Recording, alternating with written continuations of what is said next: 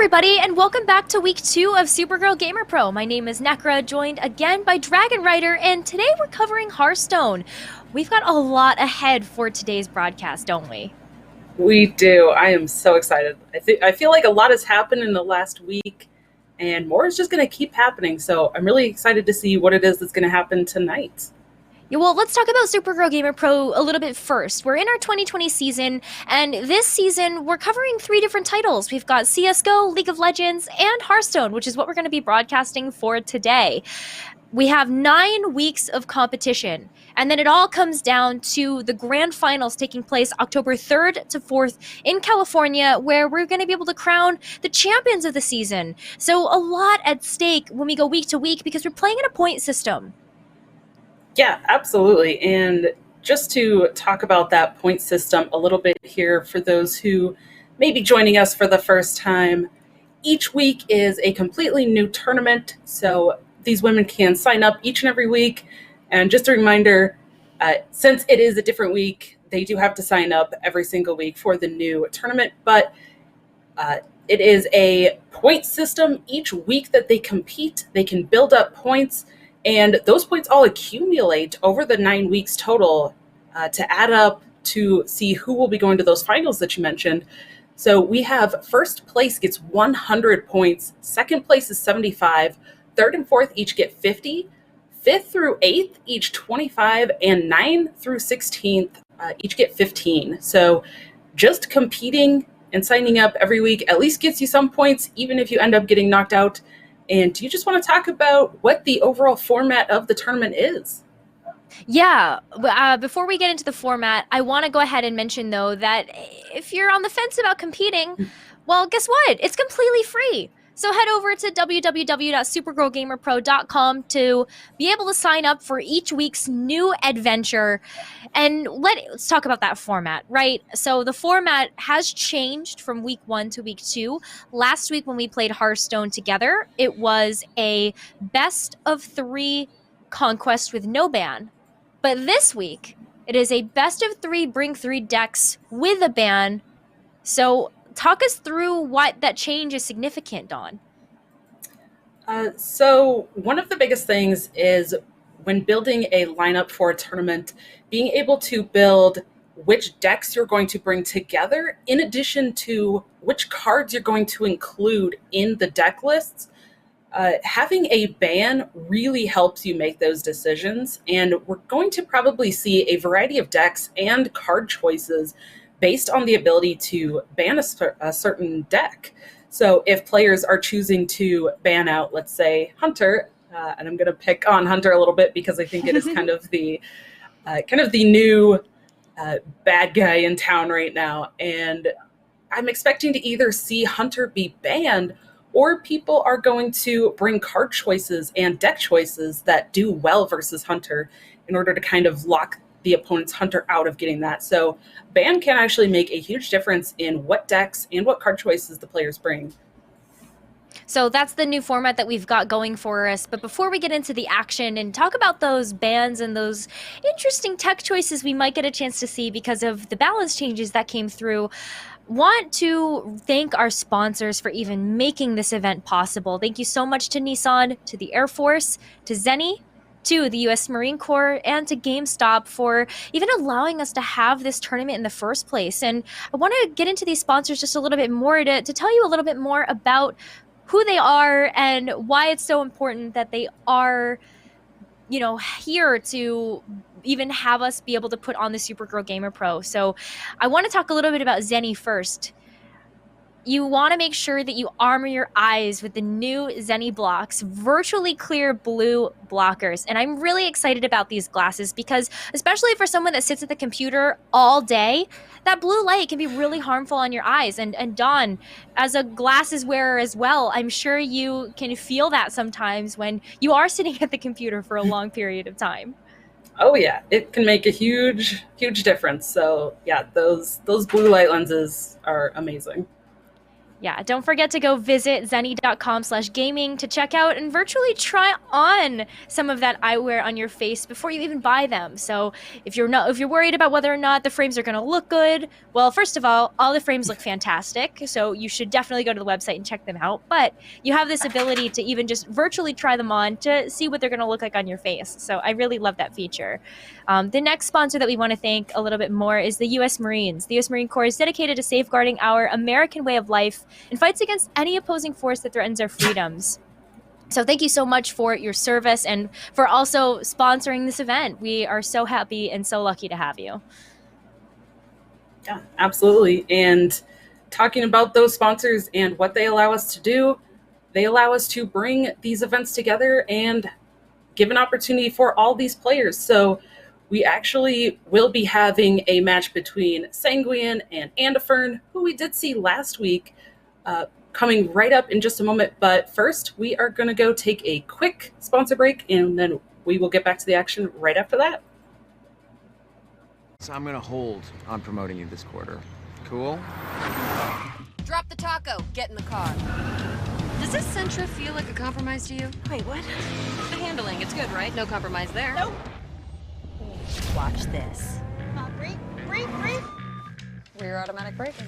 So if this Nissan Sentra isn't going to compromise, why should you? You're right. Atta girl. The all-new Nissan Sentra with more standard safety features than any other car in its class.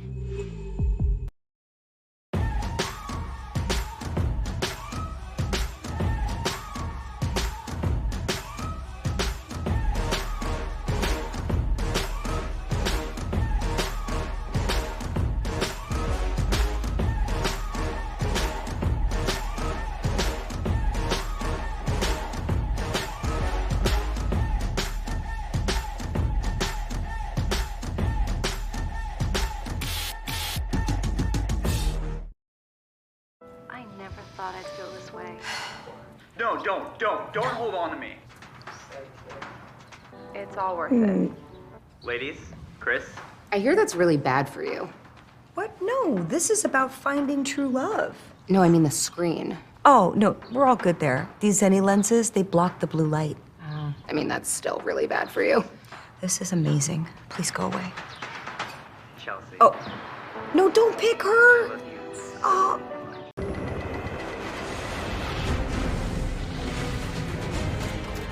It's not just the ships, the armor, or the aircraft.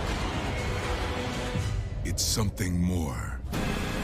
It's the will to fight and determination to win, found inside each and every Marine that answers a nation's call. Battles won.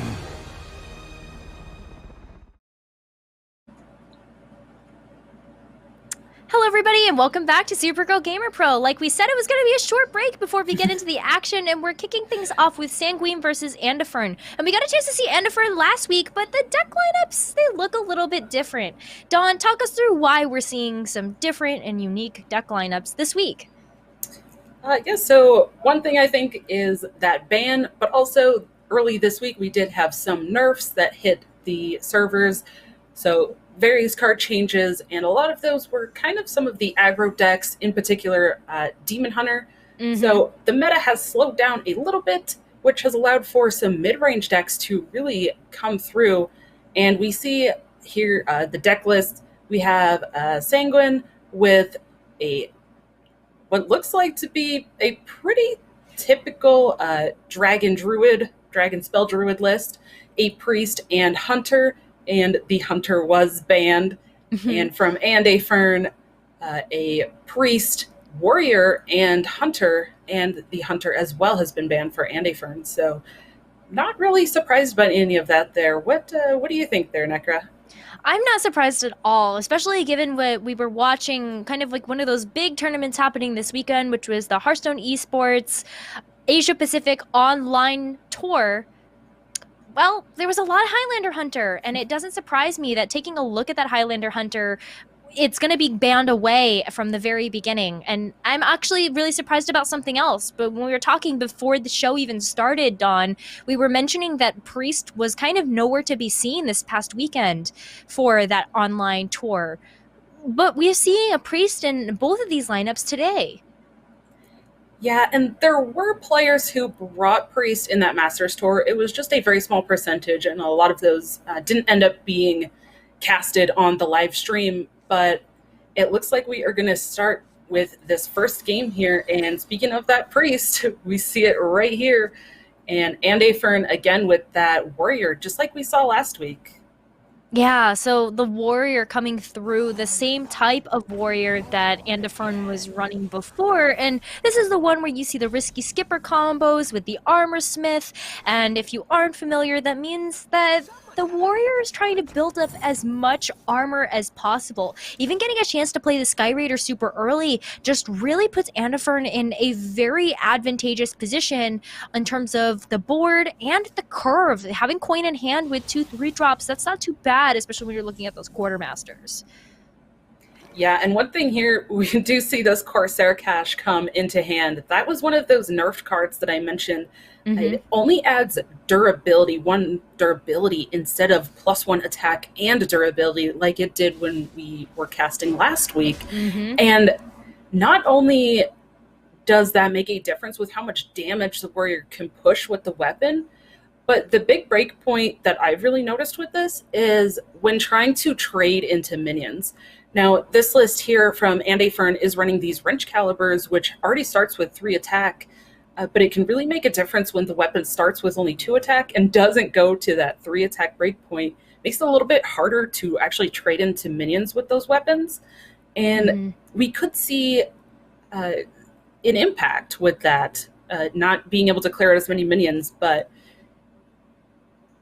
you know, it's looking like a nice ooze in that hand, though, for Sanguine. Be able to take that wrench caliber out here in a couple turns. Yeah, when you take a look at the health pools that you see most of the lower cost priest minions have, you're taking a look at 2, maybe 3, especially when you take a look at like the Sethic's Veil Weaver. Although when you take a look at that card, just because that every time you cast a spell on a minion, you could add a priest spell to your hand. When you take a look at Sethic's Veil Weaver, you're probably trying to buff it up with something in order to kind of make it a little bit more sturdy on board. But is this a time where you play out? Well, I was gonna say, is this a time where you play out the Evil Quartermaster, or do you just coin out a wrench caliber here? Yeah, that's a tough call. I think this is really going for that lackey generation. I didn't mind just coining into one of those wrench calibers, even the buffed up one, because you have the second one in hand. But Andafern here choosing to go for the board a little bit instead. And because these are open deck lists, you know, maybe looking at that deck list saying, okay, Sanguine does have an ooze. You know, maybe I don't want to risk that quite yet, but going for board instead. Yeah, the board ends up being so important, especially in early terms of generation. The warriors and the priest both have so many different clears that there are quite a few ways that you can just mitigate that board presence, especially when Thoughtsteel is going to get you something like an end card to be able to use your face to clear off those minions. Yeah. But now this puts Andafern in a kind of an awkward position because that Corsair cache, this is where this becomes a problem. Yes, you can whack into the armor smith, but without that +1 damage, you're not actually able to clear it. So I like the decision to go for the face, but this is where the ooze potentially comes in. Yeah, absolutely. And just another thing that we kind of saw a lot of last week as well.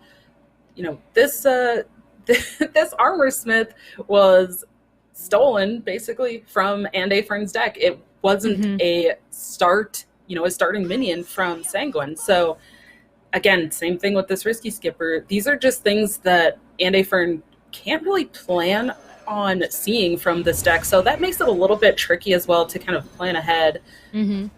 And you know, unfortunately, Andafern's plan of getting on the board, it ended up getting removed, which if she had a board, then maybe the weapon would have helped clear some of this. But now just kind of a little bit of an awkward spot because Sanguine was able to really just get on board with all of these stolen minions and get a ton of value by removing that weapon. Removing the weapon, and then look at the armor generation that happened as well during that turn. And this is starting to look like a pretty good brawl turn as well, if you were really thinking about doing that. But at the same time, there is only 7 damage on board, which is something that the Wrench Caliber will be able to eliminate at least a little bit of. And then you put another bomb into Sanguine's deck. Yeah, and I think looking at it too, a lot of these minions, they're already sitting at this 1 health, and that Skipper on board threatens to kill those, but of course Priest does Priest things and heals up all their minions, so these aren't going to get cleared. Some really interesting choices here from this Discover as well.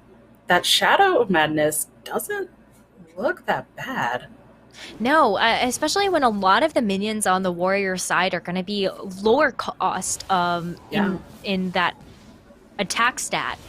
But wow, this is a big board for Sanguine, especially when you take a look at how that Sethic Veilweaver is working in action. Yeah, absolutely. And you mentioned that Sethic Weaver earlier, and yeah, we're seeing it kind of just in full swing here. This might end up having to be just a little 1-1 and a brawl turn just to try to clear those, just to go for the chance that those Sethics are removed from board, because those can generate way too much value than the warrior wants to deal with. Oh, well, there's one, but the second one sticks for Sanguine. That is not the result that Andafern wanted. And tried to give herself the best chance at removing both of those Sethic Veilweavers, but now you're taking a look at a 7-mana turn for Sanguine. That's a lot that you're going to be able to do with all of the spells in hand. Yeah, absolutely. And a lot of these are kind of reactive spells here too for Sanguine. So really can kind of just take this turn to go in on the Sethic value and just kind of sit back on those other spells and wait for Andafern to go in with her own board. This might just start to spiral the game out of control. Absolutely. Like, you get the Shield Slam, but there has been no risky Skipper combos for Andafern, which makes that Shield Slam completely mitigated here. And you can hunt for something with the Battle Rage, but what exactly are you looking for? A second copy of Shield Slam isn't going to do it for you either in this case. No, I mean, I guess the best bet was trying to find a shield block for even more armor generation, but yeah, there's been no extra armor generation found for Andafern either, and yeah, these shield blocks are just looking really sad right now, but maybe in the next turn or two they can do some work. Oh, absolutely. It's not over till it's over, especially when you're looking at a warrior and a priest going at it on board. It is definitely going to be one of the longer series or the longer games that we get a chance to see. But this Kronks, when you don't have your Galakrond in hand yet, is so immeasurably valuable to Sanguine right now. And maybe in the nick of time, Andafern gets that Kronks as well, but you also have to consider armor generation in this case, and is the Kronks into the Galakrond going to be enough when there's 12 damage presented on board? Yeah, it's definitely a lot of damage here on board for Sanguine. This is a really tough spot because, yeah, again, I mean, as Andafern, she probably really wants to get that Kronks down and get that Galakrond, but it's not really going to do much against this board. And is it just too slow? Does she need to find a different route here? Well, maybe it's going to be putting more bombs into the deck and hoping that Sanguine draws them all in a row. There's 3 in there right now. But maybe also we're going to get something good off of this Witchy Lackey. Nothing that's going to be able to rush, though. No, not even a taunt to slow the damage down. And again, like we mentioned, just none of that additional armor generation either. So again, these shield slams just sitting there doing nothing. In this matchup, I feel like the risky Skipper Armorsmith combination is just so important to be able to bring yourself out of range and really compete with the healing pressure that the Priest has in this matchup. So I just feel like Endofern's getting really unlucky with not having those answers in hand for this kind of board that Sanguine is presenting. Yeah, and I do want to note as well that this list here that we see with Endofern, we see this Kronks, we've mentioned the Galakron.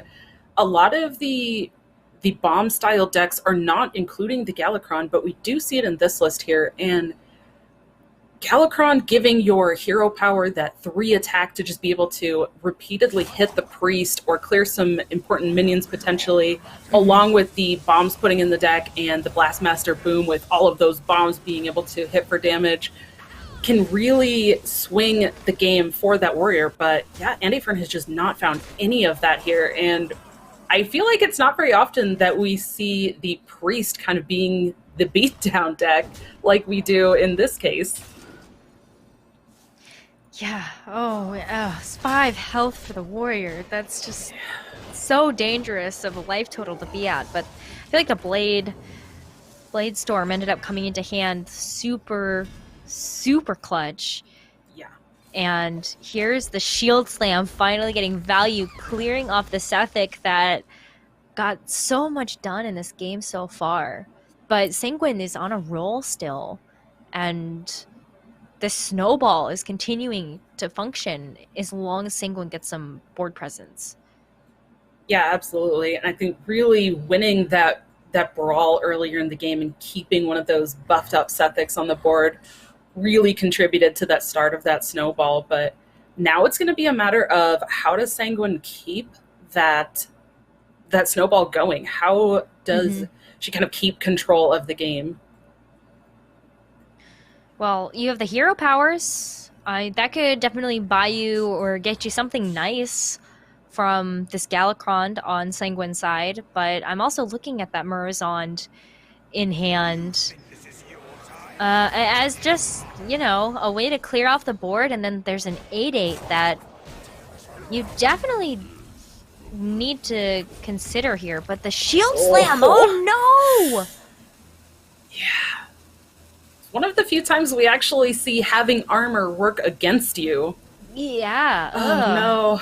Yeah, that was really probably not the best outcome there for, even if it had hit the 2/3, that would have been a little better, but yeah, really unfortunate sequencing there for Sanguine.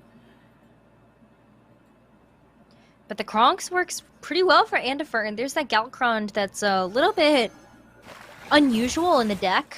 Especially with this kind of more bomb-oriented style of warrior. But the Risky Skipper coming into hand too, that could just really bring Endofern out of the brink of getting cleaned out of this first game. But Sethic Veilweaver from Galakron's Wit, oh, you weren't expecting that one. That's the other thing that the Priest provides.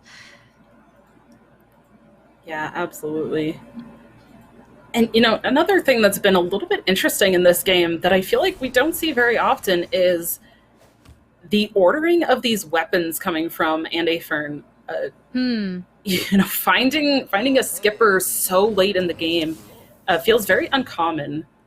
But, that Blastmaster Boom, has there been any bombs put into the deck even from Sanguine? From Sanguine, no. Sanguine's Thoughtsteal cards have all been pirates or weapons. Yeah. So there's actually only bombs in Sanguine's deck, and there is a total of 5.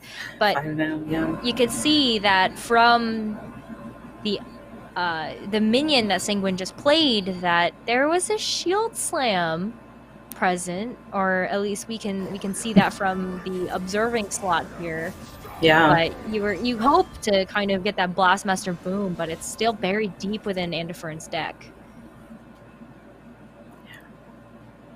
She decides to play this Galakron here, so like I mentioned, we don't see this very often, but this hero power now will give her 3 attack every turn that she uses it. So that can be a huge swing and just a lot of damage generation in addition to those bombs that you mentioned. So maybe this is a point where if Annafern can just keep a little bit of control on this board, then the game might start swinging back in her favor. Oh, for sure. This is why we said it's not over till it's Yeah. over, especially when it's a warrior and a priest on board. And with the damage coming through to Sanguine's face, you really only have to do 3 more damage before these bombs start to take effect. And every turn you draw a card from your deck that increases the likelihood that you end up with 5 bombs in a row to the face.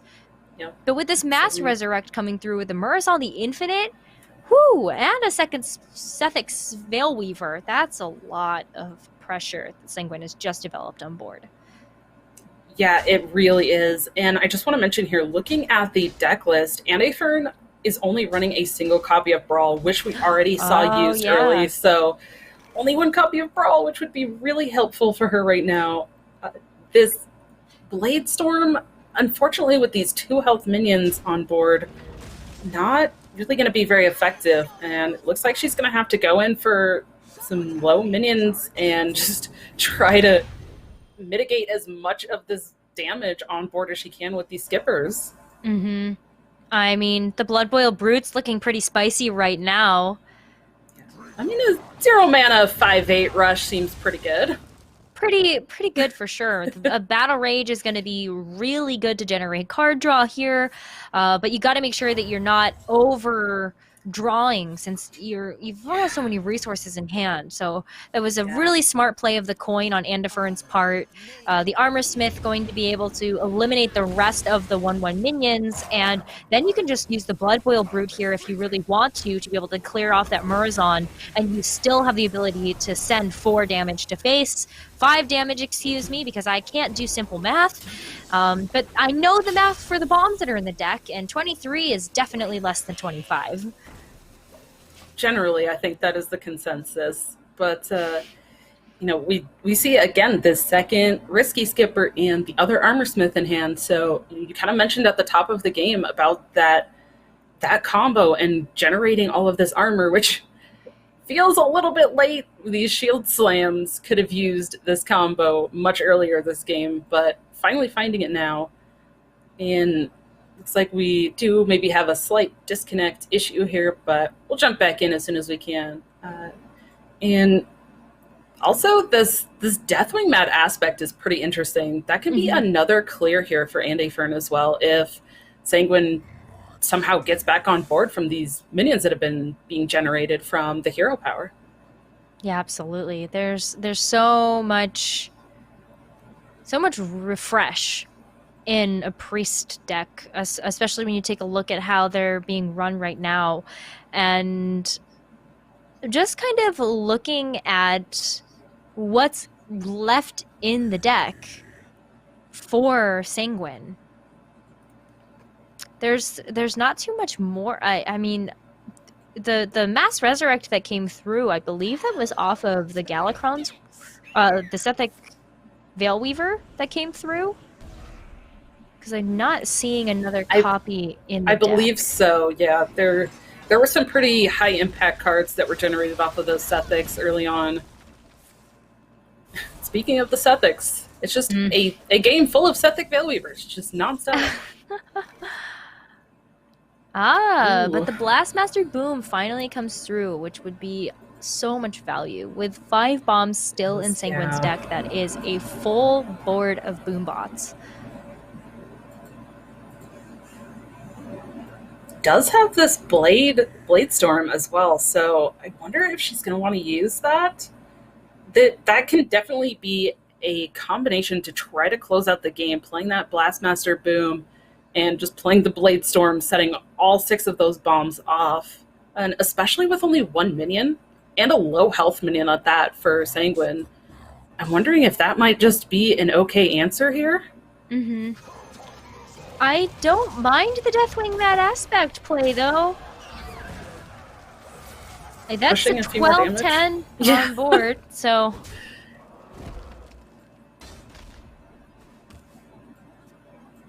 We see at least a few different answers here.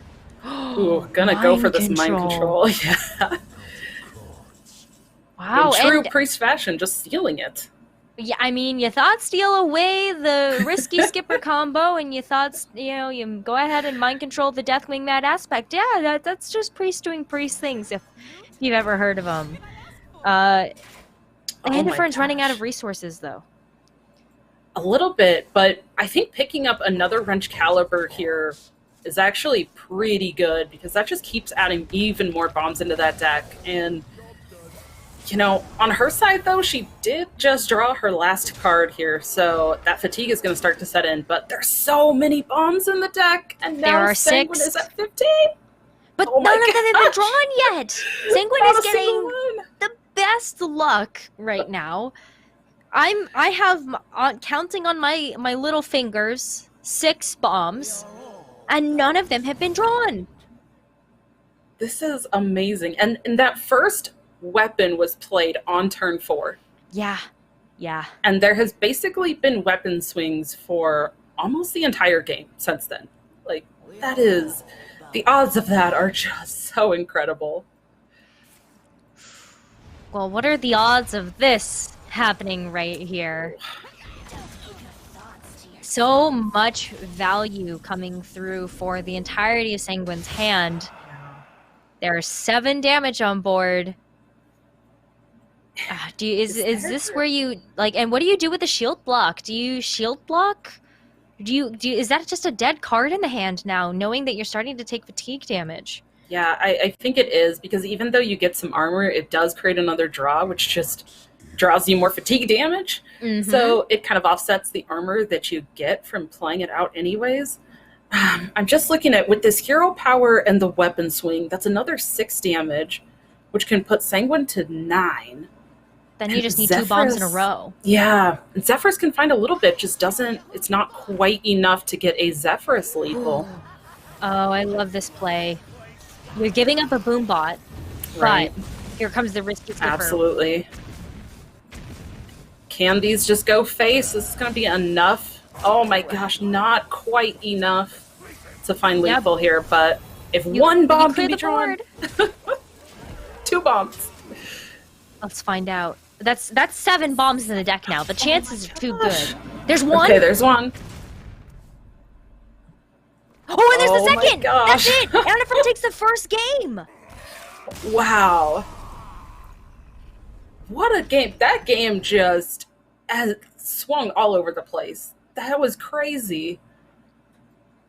Oh my gosh. Let's break this down, because there were many, many moments where we were both thinking Andifern's out of this first game.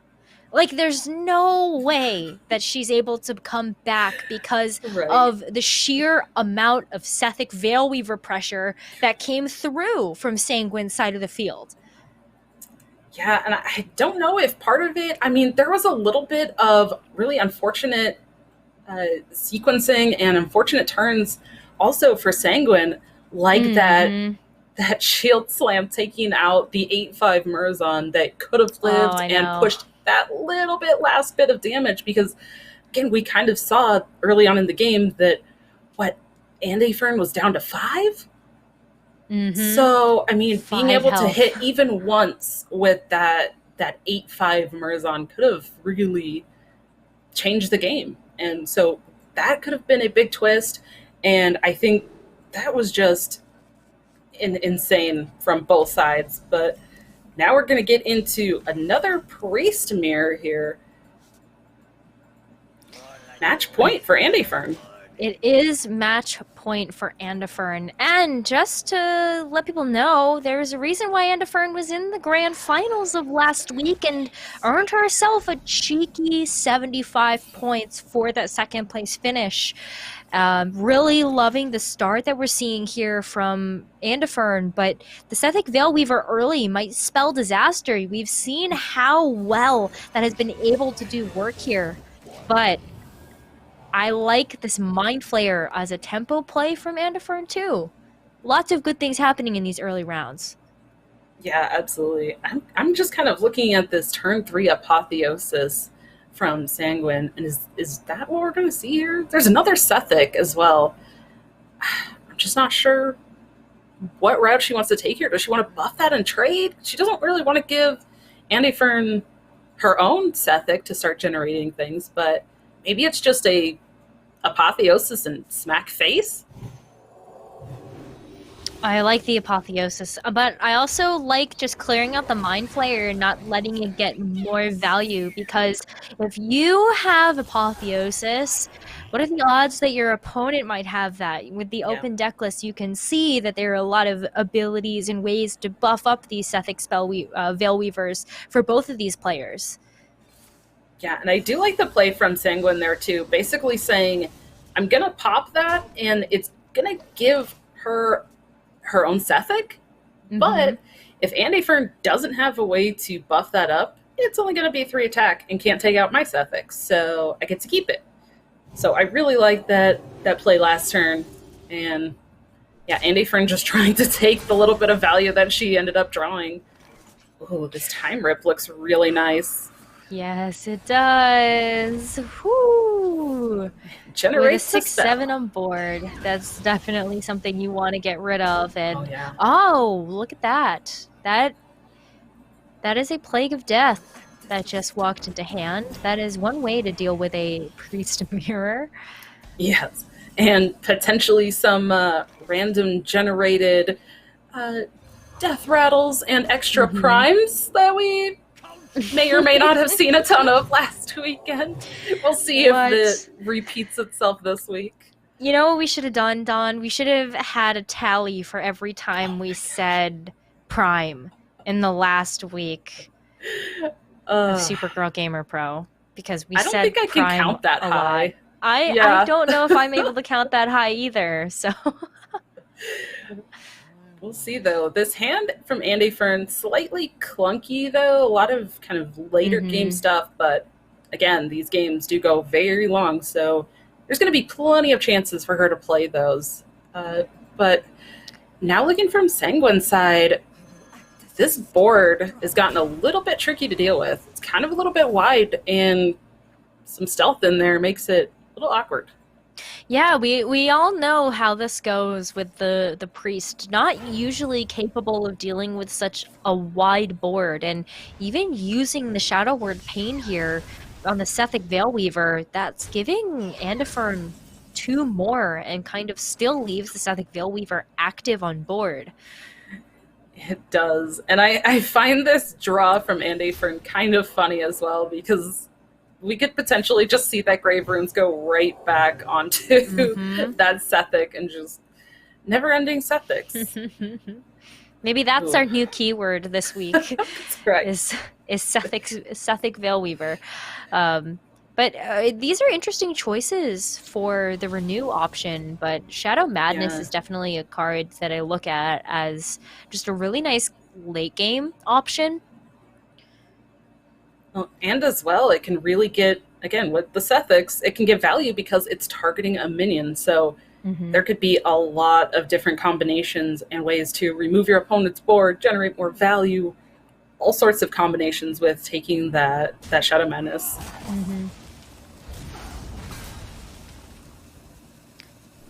Nice clean clear from Andifern to get rid of the Shields of Galakrond that are on board for Sanguine. And the Sethic Veil Weaver lives to see another day. But it might not much longer. In her hand as well. Yeah, there are definitely some ways to get rid of it.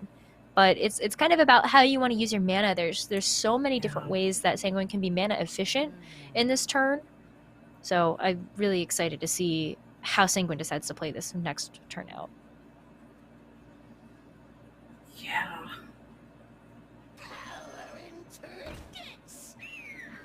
I think that time rip, having to decide between these 2 minions and which one you're going to kill as well, is really difficult. Like, you want to clear them both, but unfortunately, yeah, like you mentioned, just not quite enough mana there. But giving your priest opponent an additional mana to do even more things, it doesn't seem very good. So maybe just letting them have another spell or 2 over that extra mana, but neither of them feels very good. Yeah, I mean, the other thing about that choice is that you're kind of looking at what's going to be easier to clear off later. Do I want to give my opponent the ability to make a 5/8? with the Apotheosis coming through, I mean, look at this combination on the Sethic Veil Weaver, though. Either leaving either option up was always going to spell disaster. Yeah.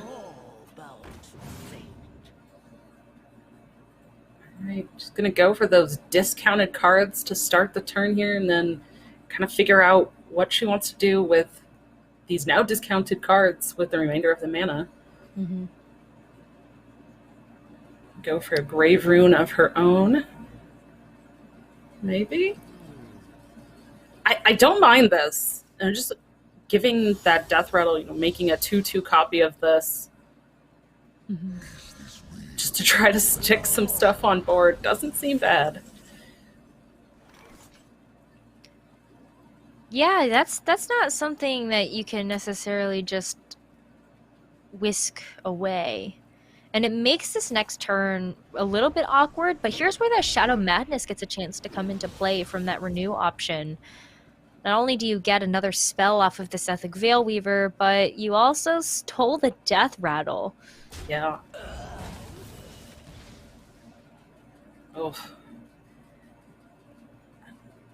And of course, like we mentioned in the previous game and basically all of last week, to me, this almost feels like this might be where this is swinging in Andy Fern's favor. Mm-hmm.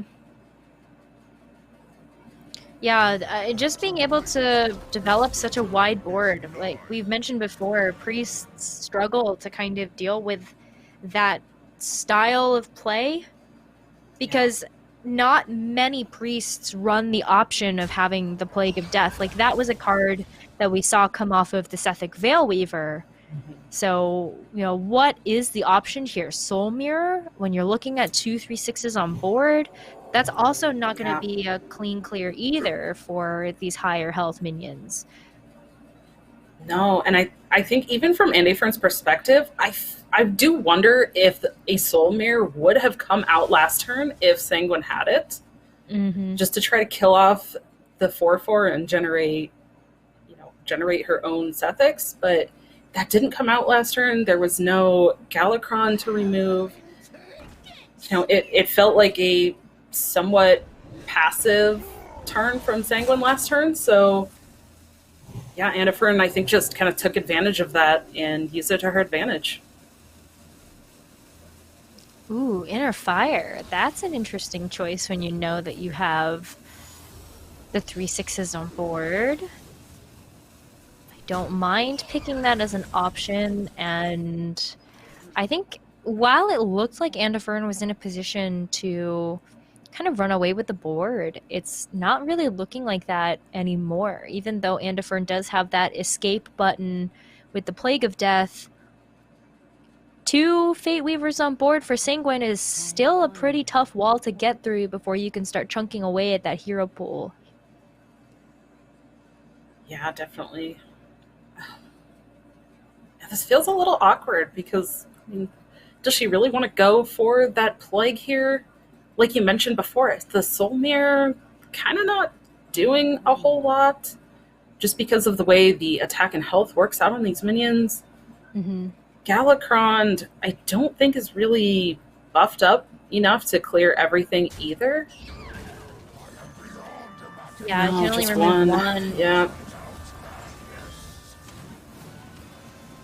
I think it got the one that Andy Fern wanted, though. I definitely expected the, Well, actually, she kind of looks like she's trying to clear out the Death Rattle as well. Yeah. I wonder if that's partly just because she's worried about another copy being made. Mm-hmm. Yeah, there's an opportunity to make another copy.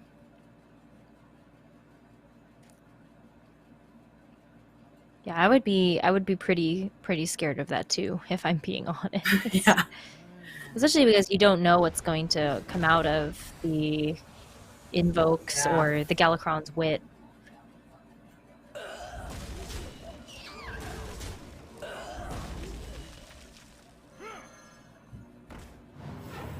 Like a Temple Enforcer.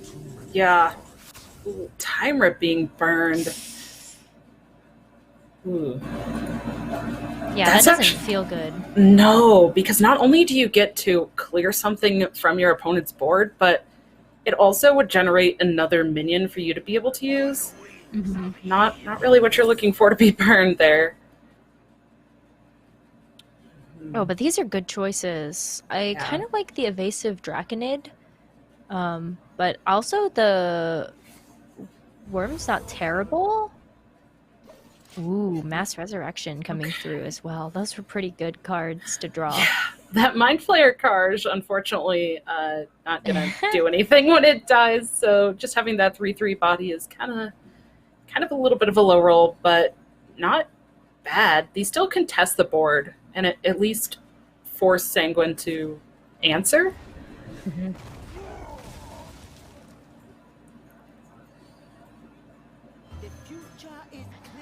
Oh, but Ooh. these are Yeah, Huh. these are interesting. They feel like they serve such different purposes that it was kind of like, just which route does she want to take that?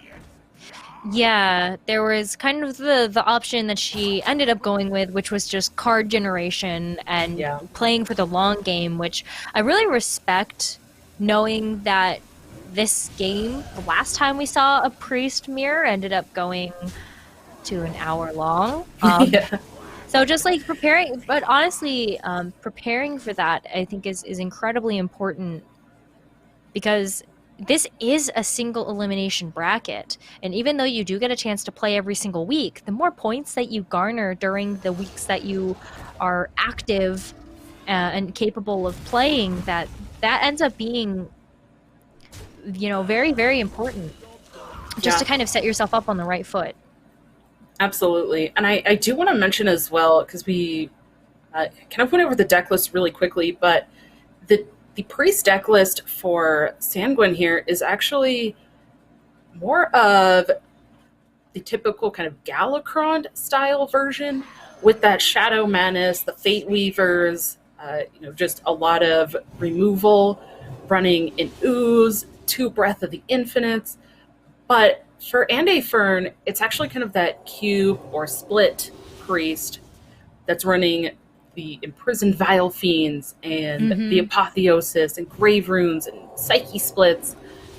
So the fact that we have seen so much of those same cards from Sanguine is actually just because she stole them.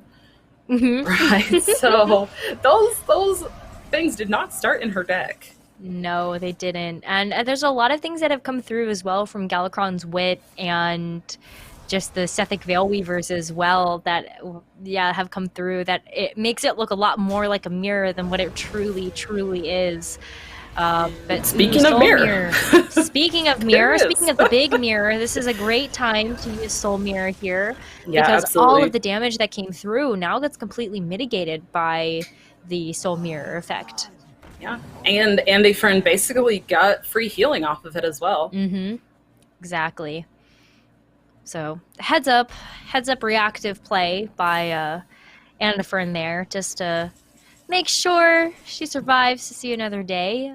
But, Dawn, let's talk a little bit about the state of the game, because we're getting into the end game now, where both Andefern and Sanguine are starting to run out of cards. What's the play here to be able to kind of get through this health pool, this health total that both of these players have? I do wonder here if one of these ways that they try to close out the game is just all this minion generation, and I feel like Andefern is going to be far ahead in that win condition, just because she's gotten that Galakron out, and that hero power can give her at least 1 minion every turn. In addition to any other minion generation that she finds. A board like this, like I mentioned, the difference in these deck lists, these Breath of Infinites kind of coming in here, but they don't do anything against these dormant minions. Which is just really going to allow Andefern to keep a board, right? Right. Like now you can see that the imp becomes active.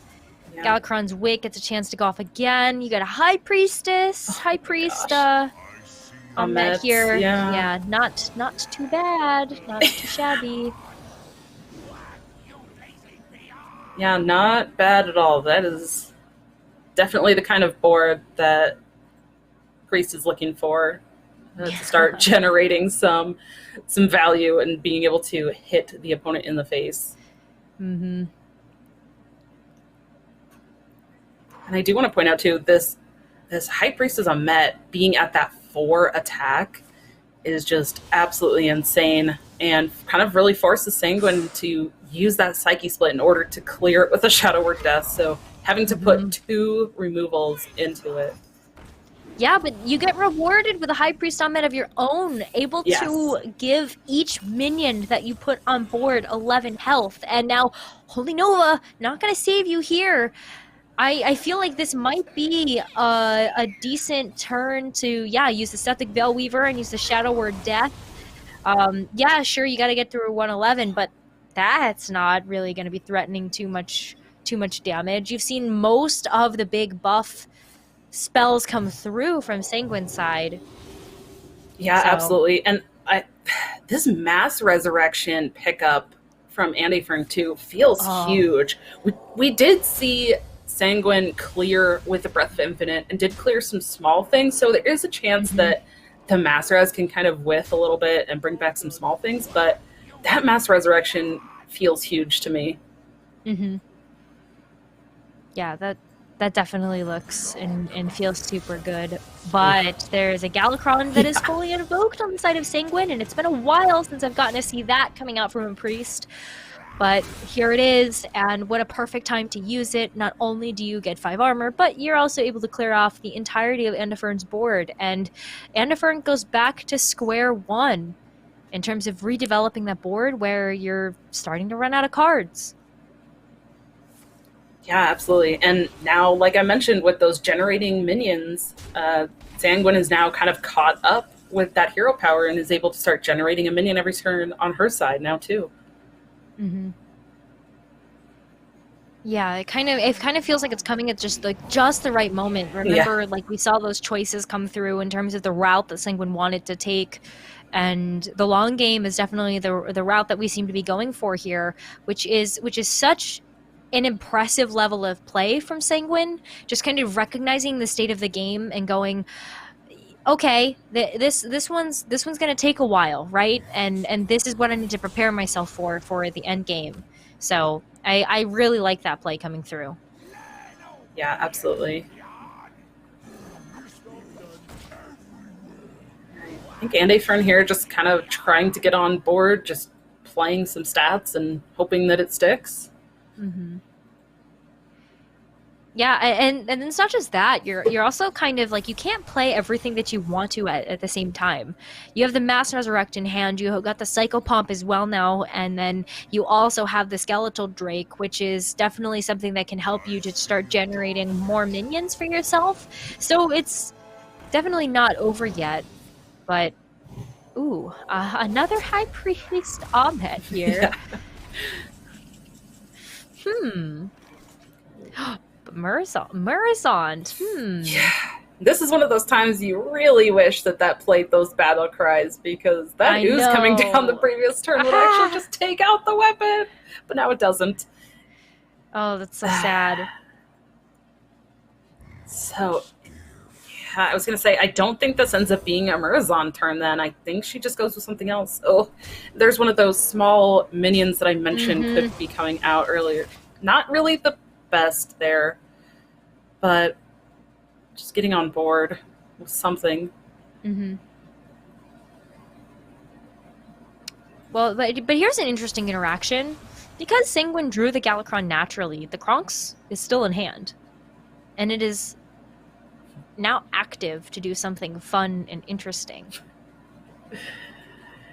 And the use of the word fun might vary depending on which player is looking at that coming down on the board. That could create a big swing, though, for sure. I wonder if you don't play it out for an 8/8, though, just because the threat of, like, Shadow Word Death or a soul mirror or something like that. But Mm-hmm. does it have to be used for a deal 5 to everything else on board? That doesn't feel great either. No, but the Breath of the Infinite is a way to kind of deal with this board. Yeah, I would say get rid of the 5/4 right now. That's probably the biggest threat, and wait until you're going to be able to get the full value from the Death Rattle to just heal yourself up for 5. But Penance. You get off of the Sethek Veil Weaver. Ooh, that's pretty good. I'd say Power Word Shield is a pretty good card to draw, especially when you're looking at kind of giving minion the buff. Yeah, I mean, it does add a little bit more health and just make it a little bit more awkward for Sanguine to deal with. Mm-hmm. That Holy Ripple.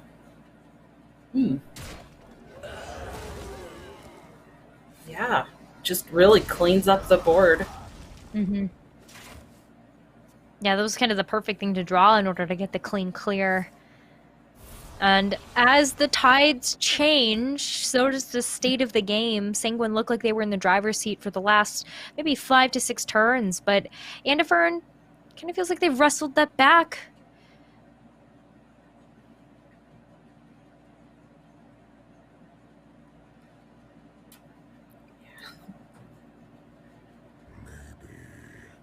I just want to point out again this minion, or not the minion, but the mana discount on these cards in hand.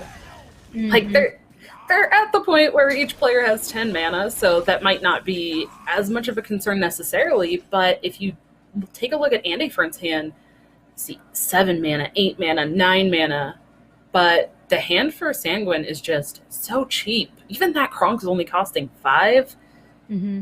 I mean, that's going to make it a little bit harder for Andifern to play around some of that stuff. Yeah. Ooh, I like this Murzon turn, though. Yeah. Sandhook Water Bearer ends up being so good here. Hits the right minion, too. Oh. That's the minion that you want. Get the Fate Weaver back up to full.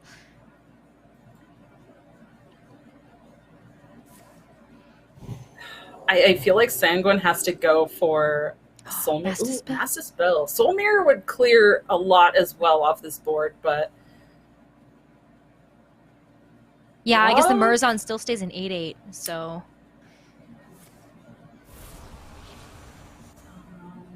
I think, what did it still say in 8/8? I think it would just copy exactly what's on the board. No, sorry, I was Soul Mirror. thinking about the silence. Silent. Gotcha. Yeah. Yeah, the silence. Yeah. It just doesn't feel like it does enough. So I like the take of the Shadow Word there, but almost none of it does quite enough. There's still just so much damage on board. We can get rid of 10 with that Shadow Word death. That's definitely going to be helpful. Get a chance with the Shadow Madness to steal the 2/2, but that is still 14 damage on board. And this is where I feel like it would be maybe a good skeletal turn, or you can Grave Runes, see what Galakrond's Wit's gonna give you. Oh man. I like this ordering as well.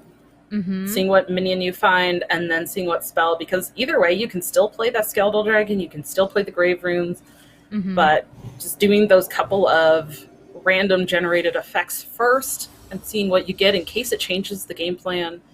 Very good sequencing there. Absolutely. And now, just like that, Sanguine is at 13 health, staring down 16 damage.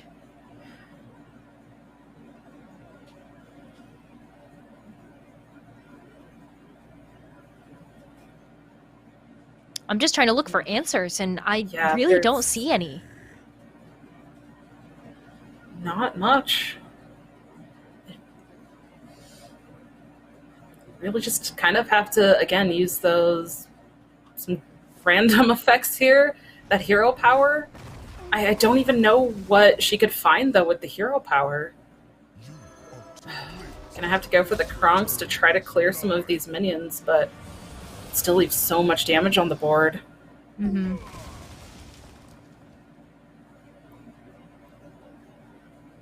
She still has the penance to clear as well. Ooh, Has to take that to the face too. That's yeah. that doesn't feel super good.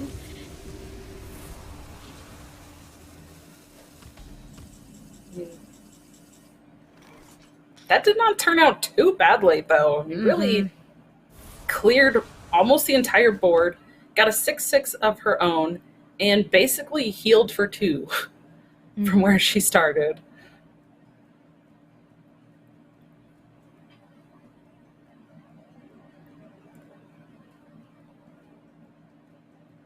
So many options here. You could Cycle Pump, Henge Clan, plus, or you could just kind of go for the Mana Saber.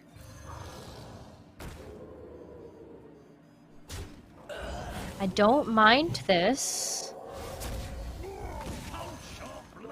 Oh, Yeah. especially because you've got the Chaplain too to give +2 health to the Escape Mana Saber. That's a good turn.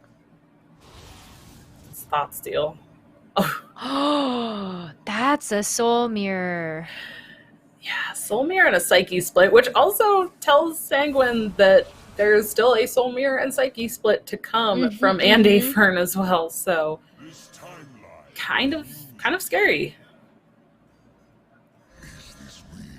All right. Does have a dragon in hand with that Aeon Reaver, so gonna try to go for this kind of sneaky board clear with these death rattles. Ooh, another skeletal.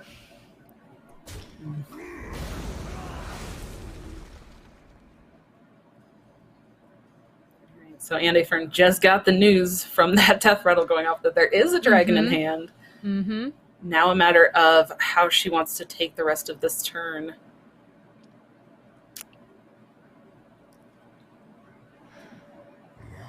A Psycho Pump is so important. Yeah, I think It just feels so pivotal.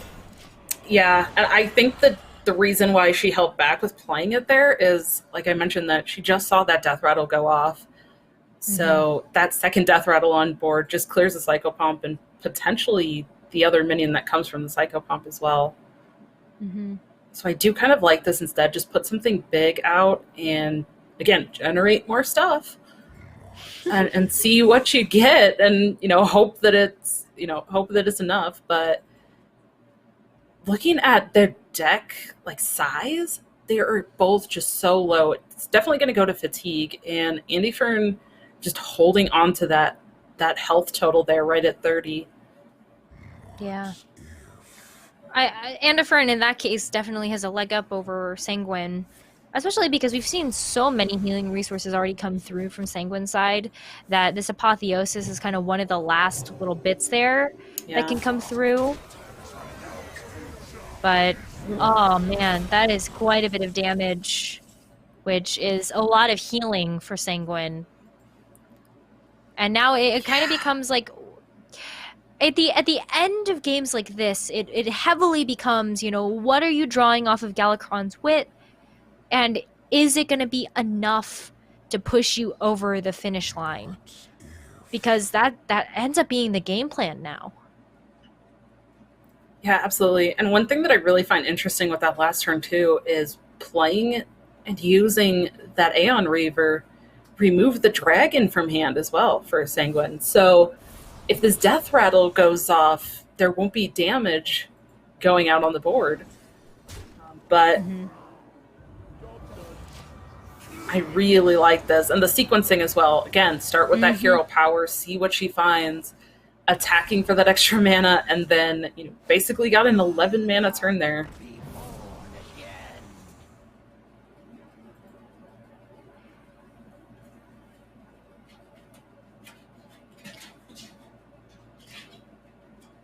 Yeah, I like the Katrina Muerte pickup too. That there's so much renewal in Andifern's hand right now. You've got the Skeletal Dragon. You've got Katrina Muerte.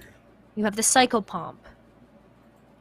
There's so many ways now that you can kind of refresh your board, where I feel as though Sanguine is almost running out of answers. I didn't even see the Nithog pickup. Yeah, that was generated from that skeletal dragon. Mm-hmm. Yeah, and I do want to mention these differences in what minions have been generated by that hero power, and I do feel like in terms of the strength and impact of the minions being generated by the hero power, it does feel like Andifern has hit those higher impact minions. And Sanguine just has kind of found some small stuff the last couple of hero powers, but I agree with that, but the top deck's yes, pretty good. And of course I have to be saying something that sounds really good, and then the top deck comes in and just blows that all up. I mean, Murazond here would not be the worst thing to see. I think you still hero power to generate a minion off of Galakron's Wit and then think about playing the Murazond here. But you capture... Well, you get a 5/5. Well, maybe not, actually. I don't actually think this is a good Murazond turn. You give too much value to Andifern. Andifern can use those 4/4 Drakes to just clear off the eggs. Yeah, and absolutely. You don't get any. Well, and the fact that, again, the battle cries don't go off, so Nithog is true. actually a battle cry, so you just get the 5/5. I keep forgetting about that. Yeah. That's not great. And really, there's just no easy way either for Sanguine to deal with those. So those eggs are going to proc at the beginning of Andifern's turn here. Mm-hmm. That's a lot of damage. Ooh. The Psyche splits on the rush. Yeah, there's two in hand as well. We could see them both come down. Mm-hmm. Oh my gosh. I was just thinking that, and then that Nithog goes bye-bye. Very, very easily. And you just clear up this board so nicely here. Yeah. Oh, yeah. I would say do it again. Yeah. I mean, this is a very similar to the Zixor Prime and Hunter, right? Kind of a buffed up Zixor Prime on this board now. Really just a ton of stats. And the minions, again, from Sanguine just haven't been very impactful. So they're small enough that Andifern really actually gets some great trades here, too. But that Soul Mirror from Sanguine might have something to say about this next turn. Oh, yeah. And another Soul Mirror. And another. Let's just look at the 3 Soul Mirrors that are in play right now. And I definitely think this is a good Soul Mirror turn. You have the ability to use your 1/2 to go ahead and make that a 6/6ing and get the easy trade. Yeah, absolutely. and use the one that's been sitting in your hand so that Andifern isn't or just the one that top decks. Yeah, now Andifern really doesn't know, because I believe that other Soul Mirror was created from Sethic Veilweaver. So just that not one was created by the that last Thought Steal. Oh, well, it stands to reason it was still generated, so... It was, yeah. Andifern shouldn't be expecting it to come through. And maybe with the kind of sequencing where Sanguine kind of started to play it out, and then pulled it back, and then played out the other one, maybe Andifern kind of thinks, what if that, what would she have wanted to play there, and then decided Soul Mirror. But, yeah. Ooh. This feels like a much better Murazond here. Put out a taunt, start generating some dragons. Absolutely.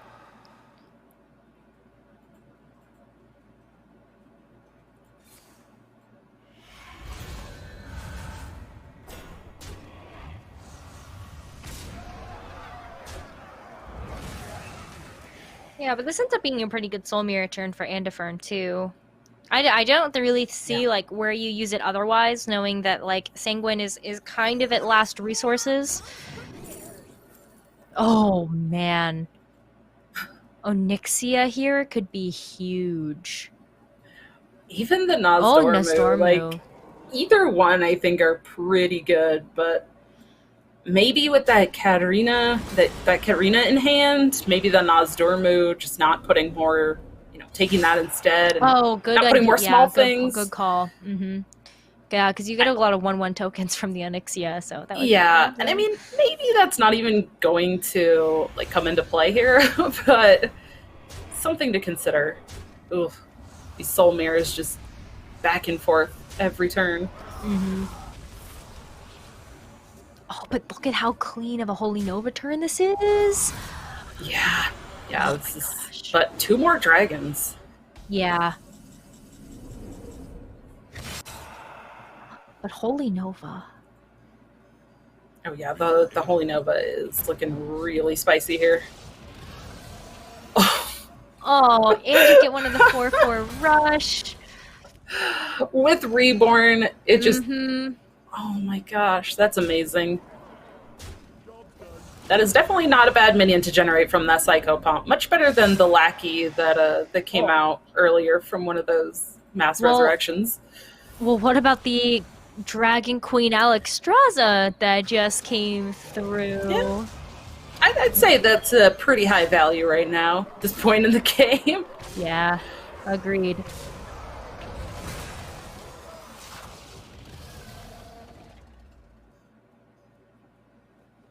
We should talk about the nerf that actually came through to Dragon Queen Alexstrasza, though. It's same cost, same health and attack totals, but this time, if you have no duplicates, you get 2 dragons that cost 1 apiece. But Sanguine, at the end of the day, decides that they don't have enough to deal with the 7 damage on board and what might be in Andifern's hand, and just like that, the series is over. Andifern, our 2nd place winner from last week, gets a chance to move on again and secure even more points towards that Grand Championship October 3rd to 4th in California.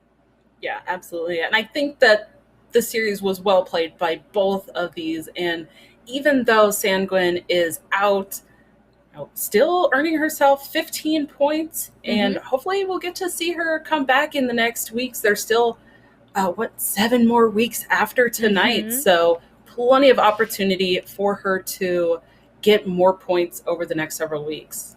Absolutely. But that's going to be it for the first series of the day. We're going to be moving into top 8 really shortly, but we're going to take a quick break before we get into that second game of the day, so don't go anywhere.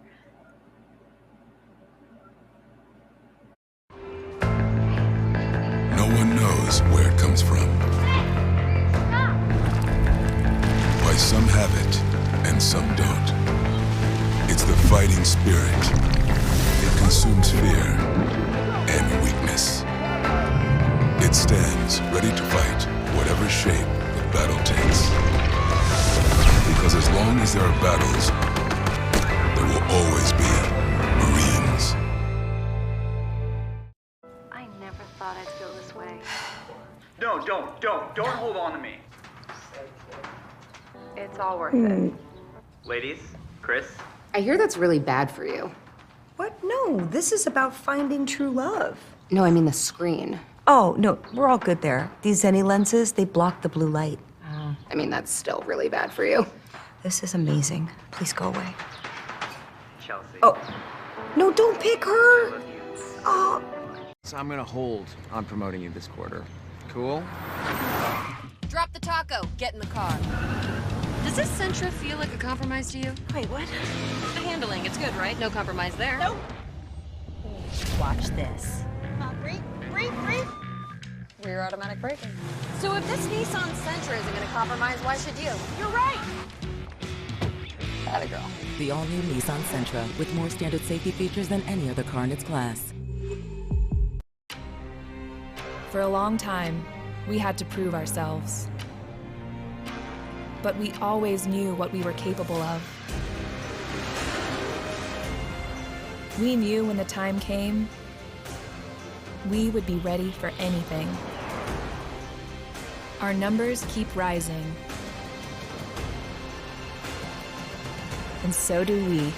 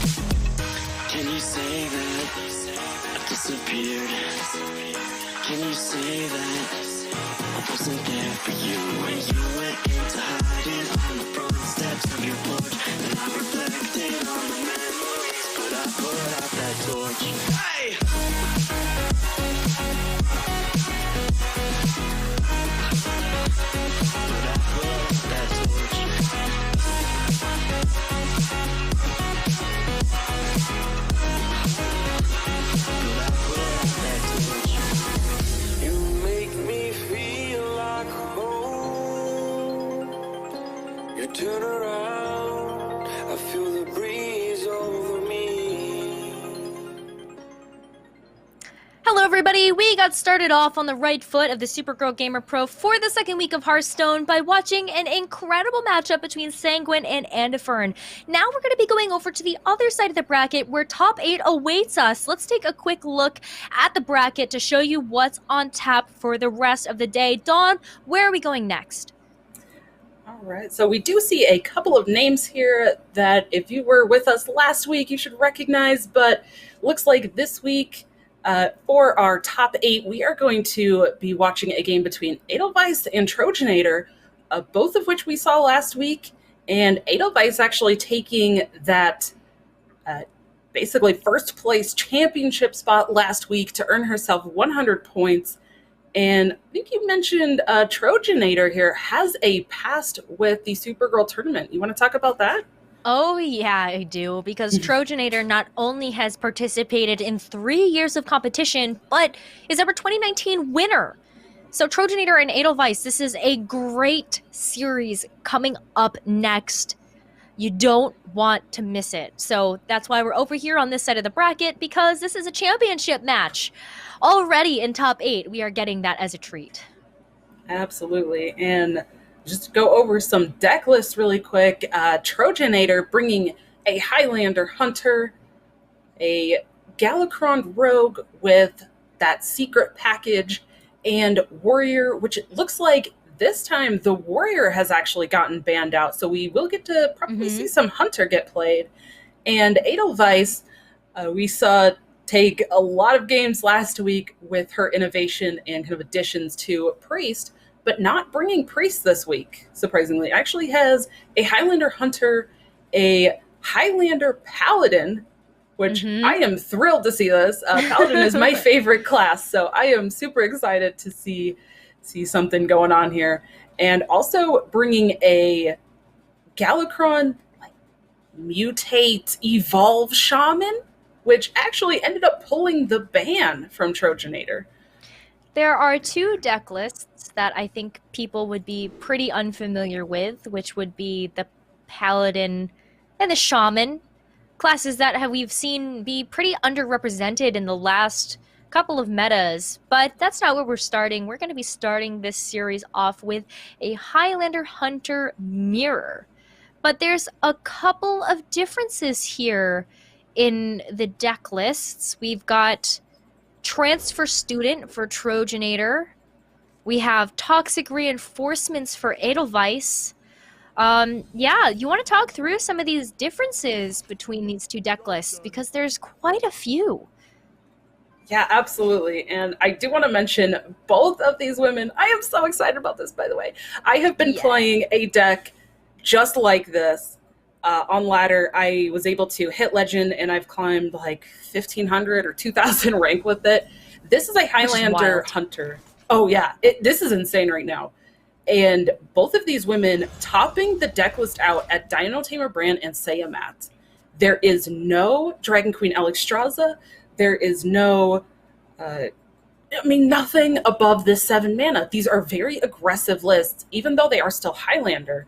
So very fast. And I think if they were expecting to see a lot of other hunters, I love that they brought this faster version, because it, in a matchup where you're expecting to see the kind of more typical version of Highlander Hunter, this is definitely favored. So the fact that they brought this also speaks to the fact that both of these women were expecting to see Highlander Hunter.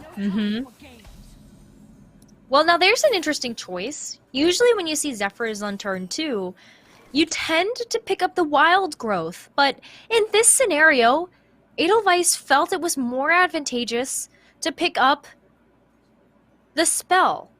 What, you know, talk me through why we see the random animal generator here for Edelweiss coming through. Yeah, so like I just mentioned, this deck variant is much more aggressive. And when you're taking Wild Growth, you're really looking to generate that mana to jump up to a turn 5 type play. But these deck lists, because they're such low curve, really you have something to play every single turn. You're not looking for the ramp generation. You're looking to get something on board and try to push damage. So I really like her taking that Animal Companion there, just to generate another minion that Charginator has to deal with, and potentially push extra damage if it actually rolls as Huffer. Extra damage, but this time in its partners, that's going to be a Leok hitting the field. But I feel as though, even though these deck lists have been pretty much on the cheap side, we're seeing a lot of very kind of a top-heavy hand for Edelweiss right now. Yeah, it is a little bit heavy there. Not ideal for what she's looking for, but that Dino Tamer Brand in hand, honestly, it's so good. And in the mirror match, if you can get that Brand down first before your opponent, I mean, it feels like you basically are just closing out the game. And your opponent, if they end up having Brand after you play the Brand, they generally have to trade.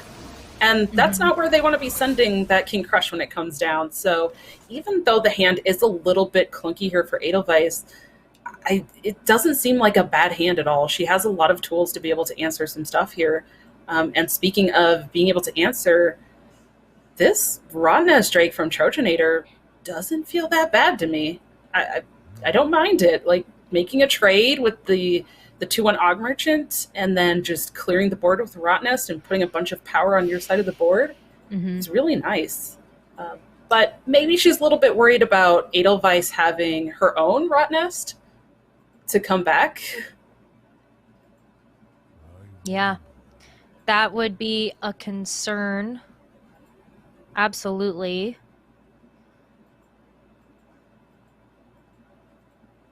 But I believe Edelweiss isn't running a Rot Nest Drake. That's one of the changes, one of the differences, one of the many differences between these two decks. Oh yeah, it does look like she has that Evasive Worm and no Rot Nest.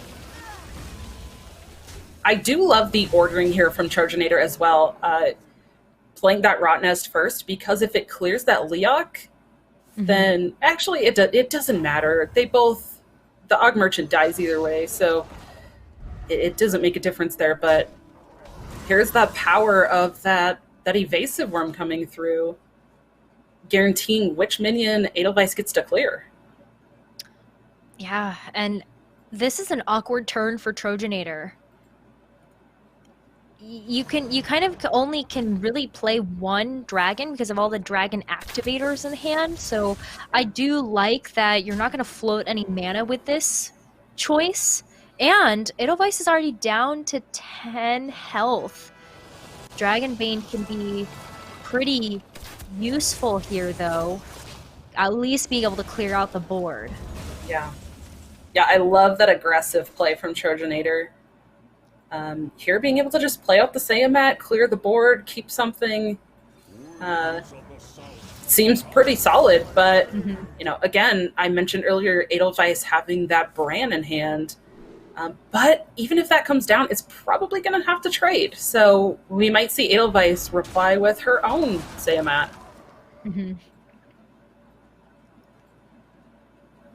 Wouldn't be too bad here. A couple of choices then. Do you play the Tiamat or do you play the Dino Tamer Bran? Both seem to be pretty good options, but I know you're trying to send that crush to the face. So Tiamat here maybe going to be the better answer. You can do the exact same battle cries, get the rush, get the divine shield, which is exactly what Edelweiss is going to do here. And that just really saves some face for now. Super cheap cards in the hand for Trojanator has that Zixor Predator in hand. And the Zixor coming into hand is really interesting there because that now allows the draw from the Ingenuity to be the Diving Griffin, which is going to be 6 attack, which can trade into this here, but doesn't look like she's going to go for it. Oh, going for that prime chance, that just makes the next turn even better. I really like this. Yeah, that was super, super well played. Ooh. Now you really have to think, can you afford to use the weapon? Do you just go wide on board with the fear of the Unleash the Hounds being an answer? It's a really, really tough call because you have to find a way to get rid of this fairy dragon. Yep, and this finds a way to clear here. I don't even mind dropping that taunt just to, you know, try to maybe discourage Trojanator from playing her own Bran if she has a Bran in hand. You know, Edelweiss does know there's only 2 cards in hand for Trojanator, though, one of them being a rush minion that was just drawn last turn, so a little bit less that she kind of has to try to play around. So maybe she's a little less worried that Bran is actually in hand, and you know, maybe it's not that bad to just try to push her own damage here. I don't think it's bad at all. Yeah. There's 2 cards in the hand. What are the odds that the Dino Tamer is the last thing? Oh, but the buffed up Zixor could pose a problem here.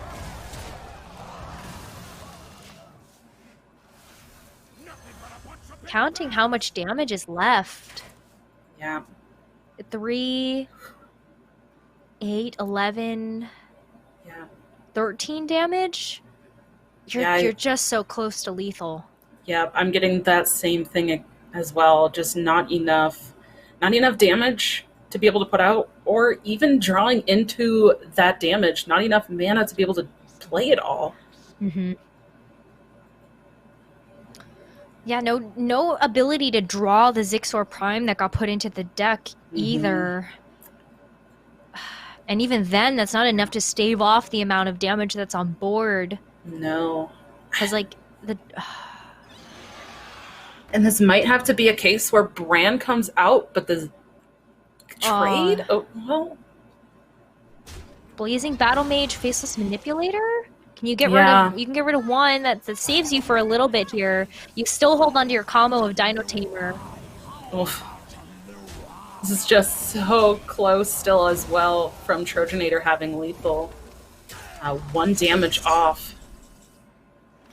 No, and finds it. Oh, yeah. Oh, yeah, finds it with the Desert Spear. I was going to say, wait a minute, that's a weapon in hand, and That is just enough to get an exact lethal with the hero power and the last 6 are prime that Edelweiss was not able to clear off of the board. And Trojanator takes an early game 1 lead in this series with some outstanding level of play coming out from both players. It's kind of what you expect to see from the 2019 winner and the winner from week 1.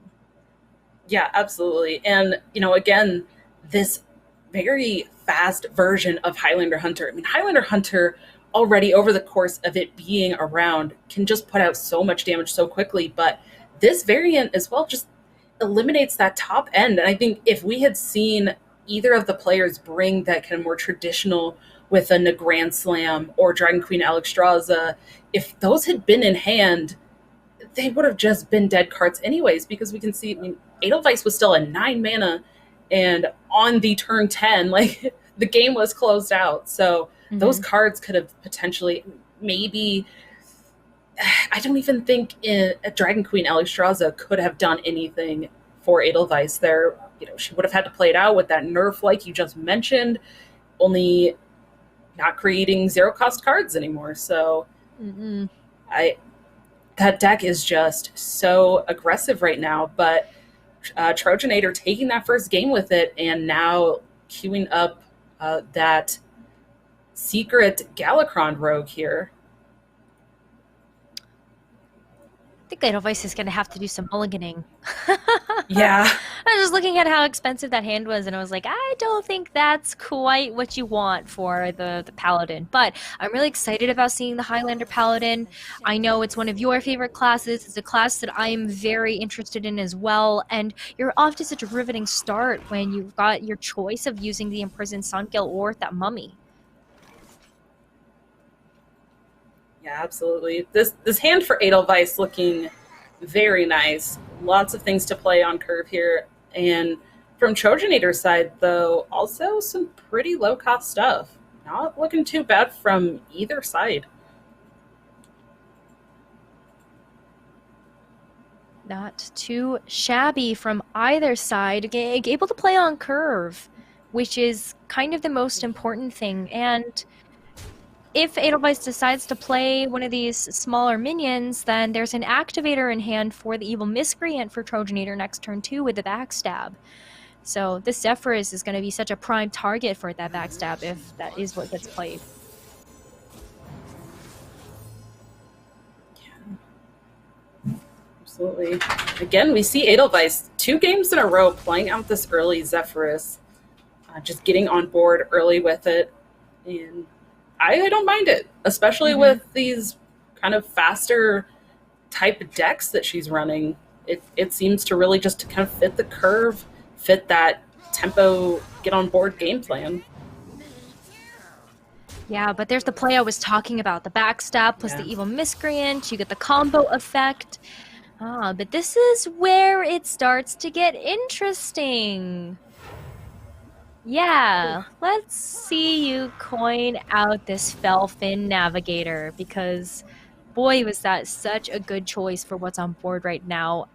We talked about how the priest doesn't necessarily always have ways to deal with a wide board. Well, neither does the rogue in a lot of cases. Yeah, and I really like that play from Edelweiss as well, because not only does it just put even more stats on board, but continues the trend of just going wide. And rogue generally has a hard time dealing with wide boards.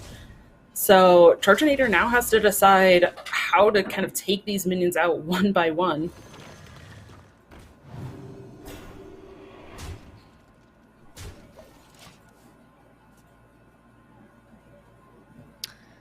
Ooh. The buff from the Titanic Lackey, though, that puts a bit of a dent into the plans until you realize that there's a Murloc War Leader that is ready to take the reins, and that is going to be a lot of damage very, very early on that Trojanator is going to have to find a way around. But turn 5, that Shield of Galakron looks so, so good, especially at stopping some of this damage coming through. Yeah, absolutely. Oof. Oh, and the Praise Galakron? That might be even better, actually. You don't have enough damage to deal with both, but what's worse, the war leader or the minions on board, the tinier Murlocs that are just going to kind of continue to do damage? Yeah. Ooh, I really like this too. Just deciding to use out this preparation because if she doesn't find a lackey that's helpful here, then she can just go for the Praise or the Shield of Galakron, excuse me. So I like that. Just using it now, but ooh, finding this Cobalt lackey for this 2 damage, that's kind of enticing as well. Absolutely, because then you can play the Micro Mummy. Yep. And yeah, I think this is better. Yeah, I like this a lot. And then getting rid of that War Leader as well is going to decrease the attack damage of all the rest on board, so... Ooh. I'm wondering if she could have used that 1/1 there into the War Leader and taken 1 less damage by trading in into a 2/1 with the dagger. Oh, especially because you take a look at the top deck that Edelweiss just got. Yeah. Oh man, that extra 2 health is just so good. I love Murlocs. Yeah. I'm a big Murloc fan. Yeah. It seems like people either love or hate the fish. Yeah, that's true. It's quite polarizing, isn't it? But yes, I'm a fan. Yes. This is a really interesting choice too, because the Skyfin really just continues to go wide, which again, is just really good against Rogue. They just don't have a lot of ways to deal with the wide boards. But a Murger and the Seer is not bad either.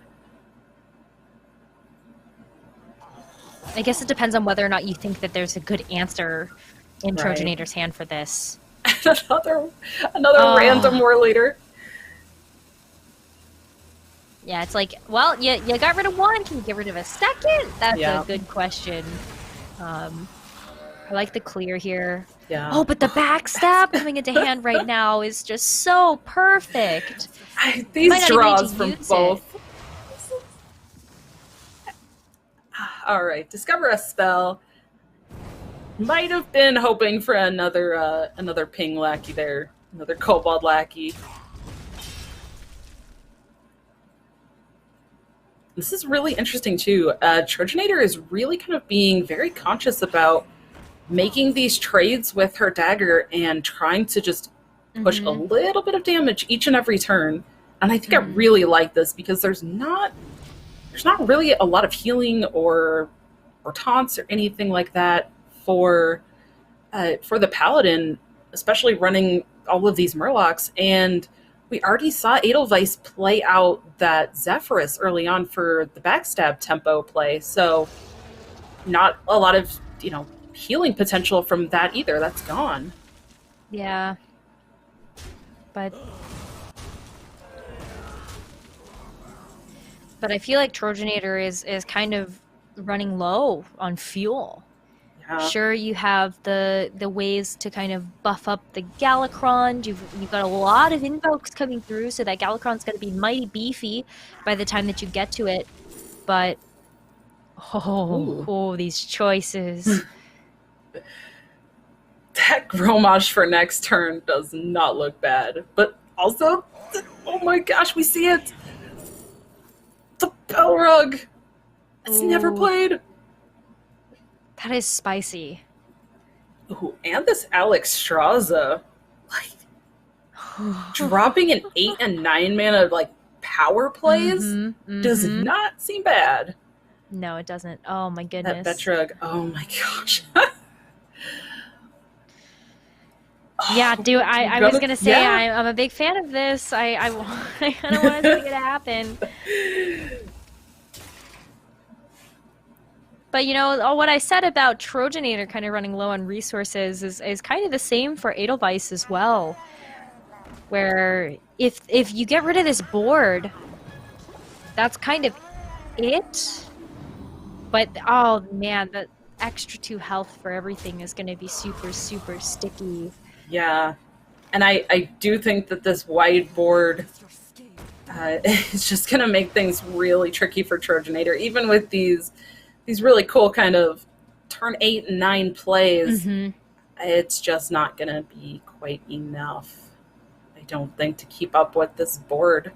Oh, do you shadow step the Kobold Lackey to get rid of the... Something.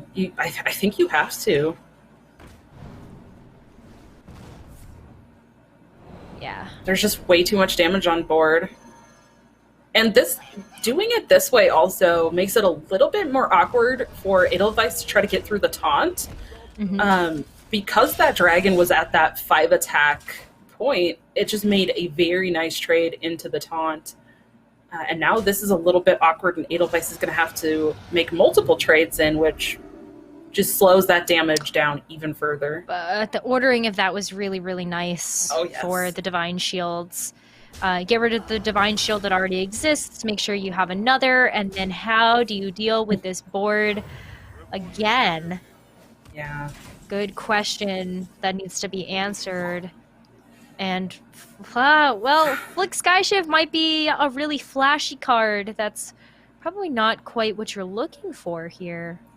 I don't think so. I don't think it removes enough. I mean, it's better than either of the other plays, I think, because even if she goes for an Alex Strauss, even on her own face, there's just enough damage on board anyways. So it's kind of pointless, but this is, what, 10 damage on board? 1 off? Yeah, even if you had one more Murloc, yeah, that would have been the exact lethal from the Tidal Fin. So now you kind of have, or you're kind of forced to go for the clears here. See what Dragon Queen Alex Strauss is going to draw you for your next 2 turns. And kind of some low rolls there, if I'm being honest. And I don't see a way out of this here for Trojanator. I think this is going to be a game win for Edelweiss. We're going to go to a game 3. Whew. Yeah, even with the damage presented on board, that is plenty enough for Edelweiss to secure the second game win. So game 3 it is. And that leaves us with a Highlander Hunter versus this Galakrond Rogue matchup between Edelweiss and Trojanator.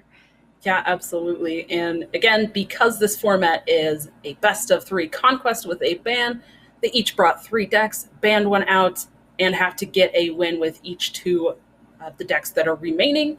So we did just see each of them pick up a win there. And I'm not sure. This is going to be a really interesting game, I think, to see how this pans out, because Edelweiss's Highlander Hunter is this more aggressive version. Then I think it's going to do a little bit better against Rogue than Highlander previously has. It can go a little bit wider on board. It can get out on the board earlier. But I think one thing it's going to struggle with is if Trojanator can find this Shadow Jeweler Hanar and Secrets, because that just makes things really awkward for the Hunter to have to try to play around all of the secrets. Having to pass early does not feel super good. Yeah. When you are the rogue. And even here, there really isn't a fantastic answer. You could coin out Evil Miscreant. That does give the Miscreant the combo effect.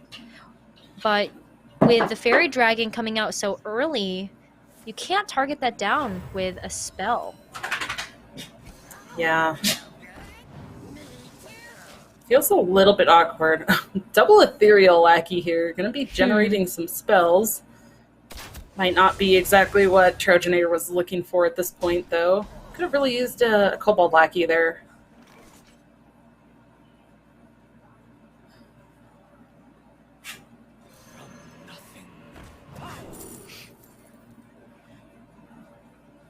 Interesting. I wonder if it might just be the Vendetta here to just try to clear some stuff. I was gonna say if you're trying to think about it, but the Togwaggle Scheme is an interesting choice. It is. I don't mind it. Now what do you do though? I mean, she can Did you just play take more Secret? damage. Yeah, I know. I feel like it's a decision between a secret or just dagger and kill off that. Gotta get rid of this dragon. Mm-hmm. But the key, the Highlander Hunter deck, which is the reason why we saw it get banned out in our first series, is the consistency, and especially when you take a look at this lower curve style of Highlander Hunter that has come through from a lot of our players, and yourself included. It just ends up being such a fantastic curve and ends up being very, very difficult to deal with. I almost say pick Eviscerate here. But Shadow Step was super powerful. Yeah.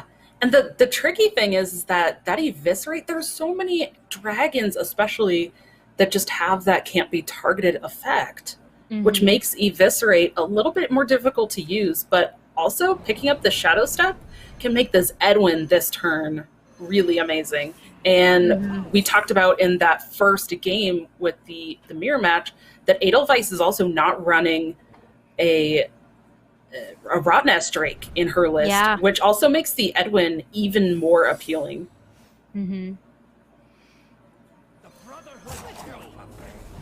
Yeah, I love this. Just go all in on this Edwin. Yeah, that does put a damper on quite a few of Edelweiss's plans. Not having the Rotnest Drake does make this a much more difficult task. Would even like to see an Unleash the Hounds come through just for the number of small minions. It makes that card so valuable, but this Zixor might be helpful. Is that enough damage? That's only 9 damage. Yeah, it's and you can't play the kill command either. Yeah. She kind of has to just pick one or the other to be able to play. It might just be worth playing one of those and value trading into a 1/1, but then the thought of what if that secret is a bamboozle? And I think she might be considering that as well. Because actually attacking into the Edwin, if it is bamboozled, is actually... It has a very high chance of bringing out a minion that's going to be lower stats than that 12/12, even though it's upgrading it to a minion that costs 3 more. But that's just one of those interesting interactions with the Edwin. Oh, and there's the bamboozle. She goes for it. Yep. Ooh.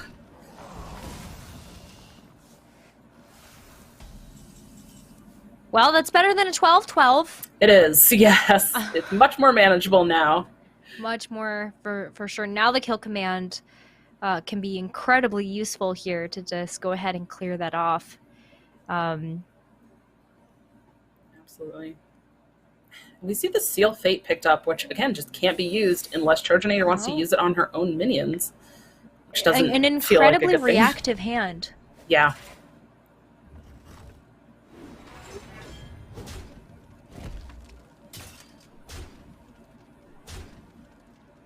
That's still quite a bit of damage getting pushed, though, by Trojanator. Yeah, it really is.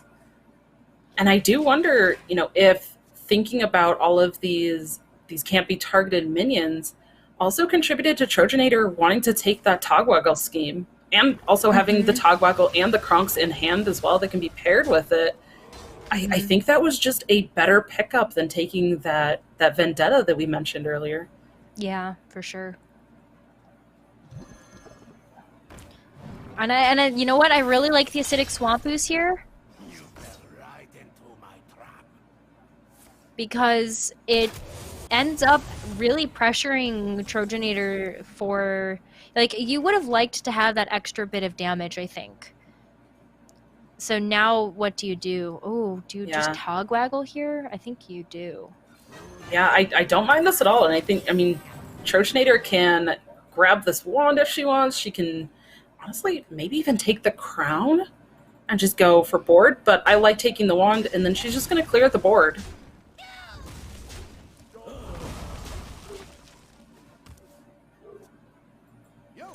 But Bran...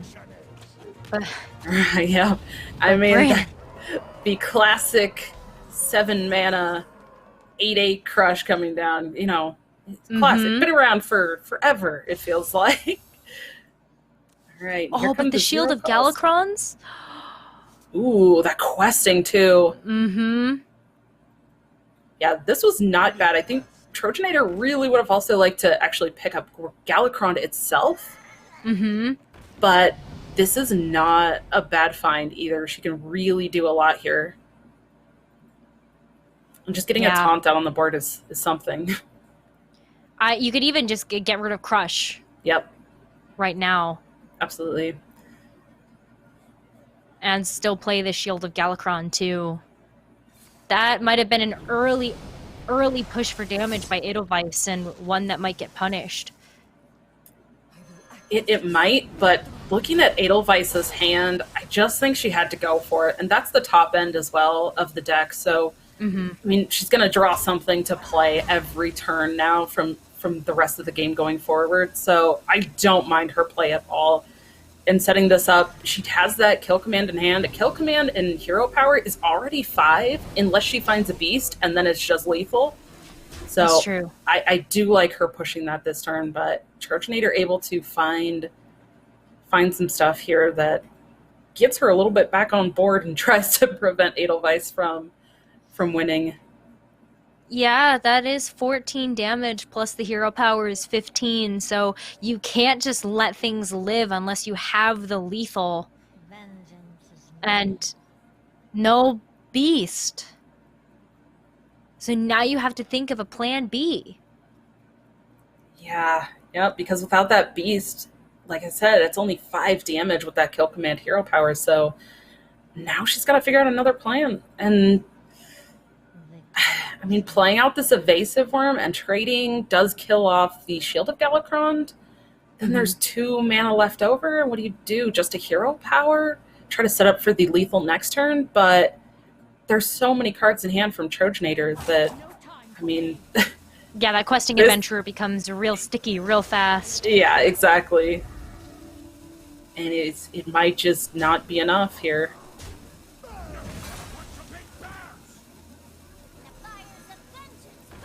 She's going to go for the board. 7, that's 10 damage. You've got the hero power, you've got Praise 12, Galacron, 13. which gives you 12. I mean, this is just maybe play a bunch of small stuff here. And yep, Titanic Lackey gives you 13. Yeah. Yep, I mean, and then you've got enough mana to get the last bit of damage. That's going to be it. Edelweiss has done the math like we have, and Trojanator takes the game, takes the series, and gets a chance to move on to our top 4. Absolutely. So, yeah, again, just incredible play from both sides there.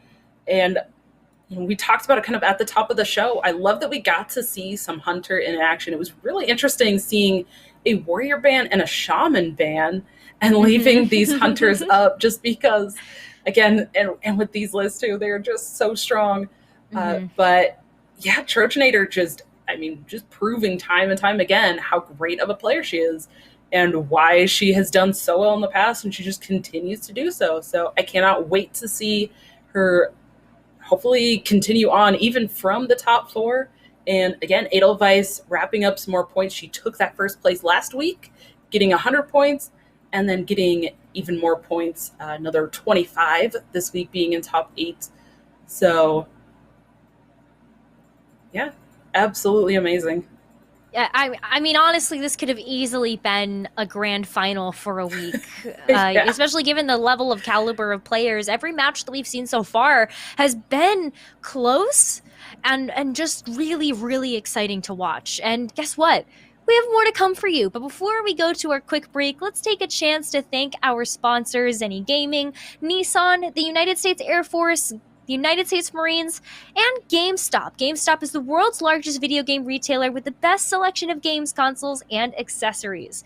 The retailer is also proud to offer esports fans a wide variety of high-performance accessories, specifically for consoles and PC to meet the needs of competitive gamers like our players in the Supergirl Gamer Pro. So thank you so much to our sponsors for making this happen. We're going to go to a quick commercial break, and when we come back, we will have our top 4 for you. We'll see you on the flip side.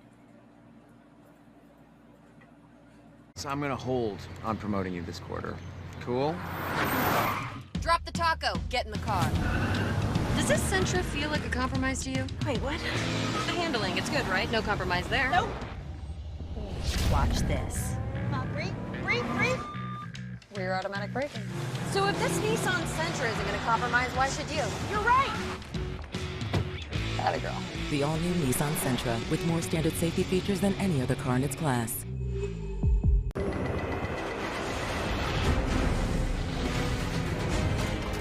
It's not just the ships, the armor, or the aircraft. It's something more. It's the will to fight and determination to win, found inside each and every Marine that answers a nation's call. Battles won. You can trade all the games, accessories, consoles, and tech you don't use anymore to get cash or store credit at GameStop. Check out the Trade Center on the GameStop app, visit GameStop.com/trade, or talk to a guest advisor at your local GameStop store to see how much your trades are worth. I never thought I'd feel this way. No, don't hold on to me. It's all worth it. Ladies, Chris? I hear that's really bad for you. What? No, this is about finding true love. No, I mean the screen. Oh, no, we're all good there. These Zenny lenses, they block the blue light. I mean, that's still really bad for you. This is amazing. Please go away. Chelsea. Oh, no, don't pick her. Oh.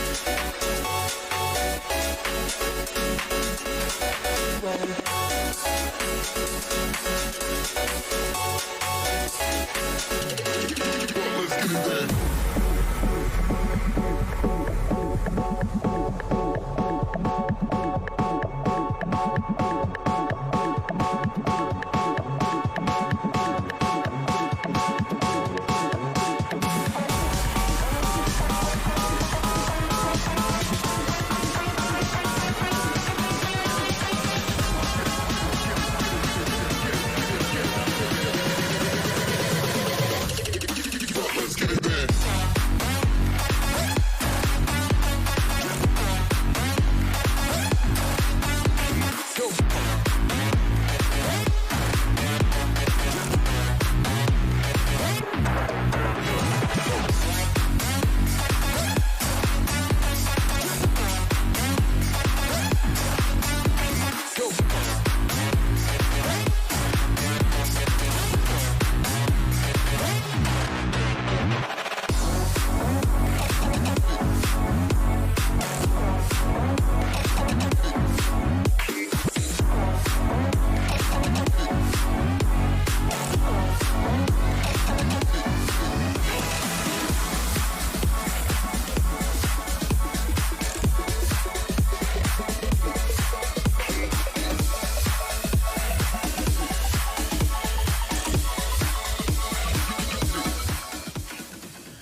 Hello everyone, and welcome back to the Supergirl Gamer Pro. My name is Nekra, joined by Dragon Rider, and we've already walked you through 2 series. So we're at halftime, which is the top 4 already for week 2. If you're new and you don't know what Supergirl Gamer Pro is, well, we're here to tell you. Supergirl Gamer Pro is a competitive video game series dedicated to supporting women in gaming. And one of the greatest things about that is just providing an opportunity to all of these amazing women that have been playing in our tournament bracket so far that you can get a chance to see on the screen already. And Dawn, because we're in top 4, it means we're going to be walking through a semifinal match next. Yes, absolutely. And it looks like next up we are going to be watching Trojanator versus Nasil. And Trojanator we have watched through this previous match. We've seen last week. She is a returning champion of the Supergirl Gamer Pro series.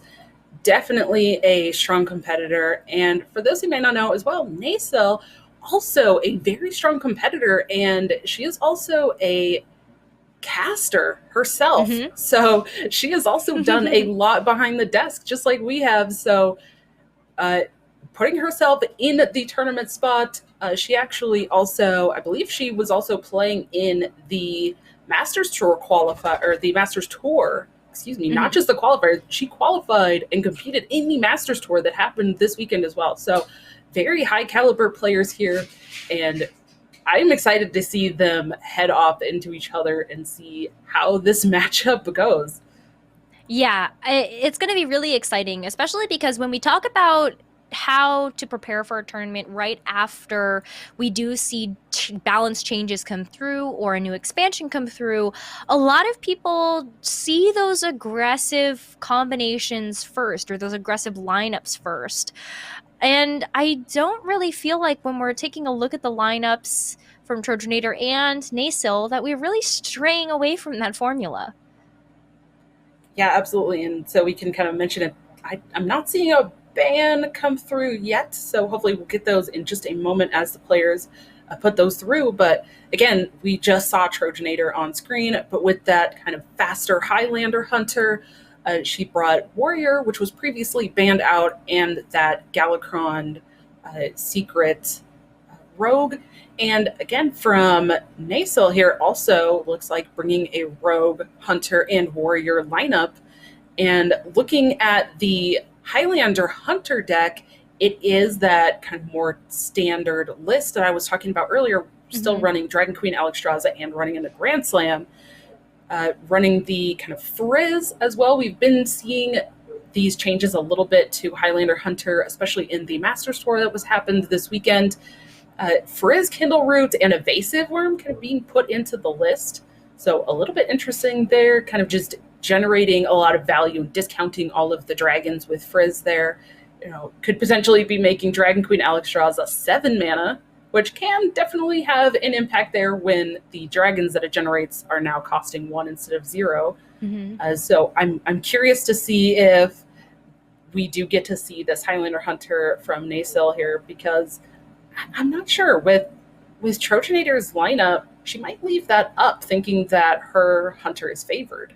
I kind of wonder whether or not it's the Warriors that get banned in these lineups, especially when you take a look at the bans that we got a chance to see in our second series. It was Warrior, and the Warrior decks are just, they're so consistent that I feel like that's kind of what's going to get hit with the ban. But before we get into that, and while we wait for those bans to come through, Dawn, there are ways that you can get involved in the Supergirl Gamer Pro series yourself. Let's talk about the fact that this is a weekly tournament series, 9 weeks long, leading up to the championships that are October 3rd to 4th in San Diego, California, and it's completely free to register. How about that?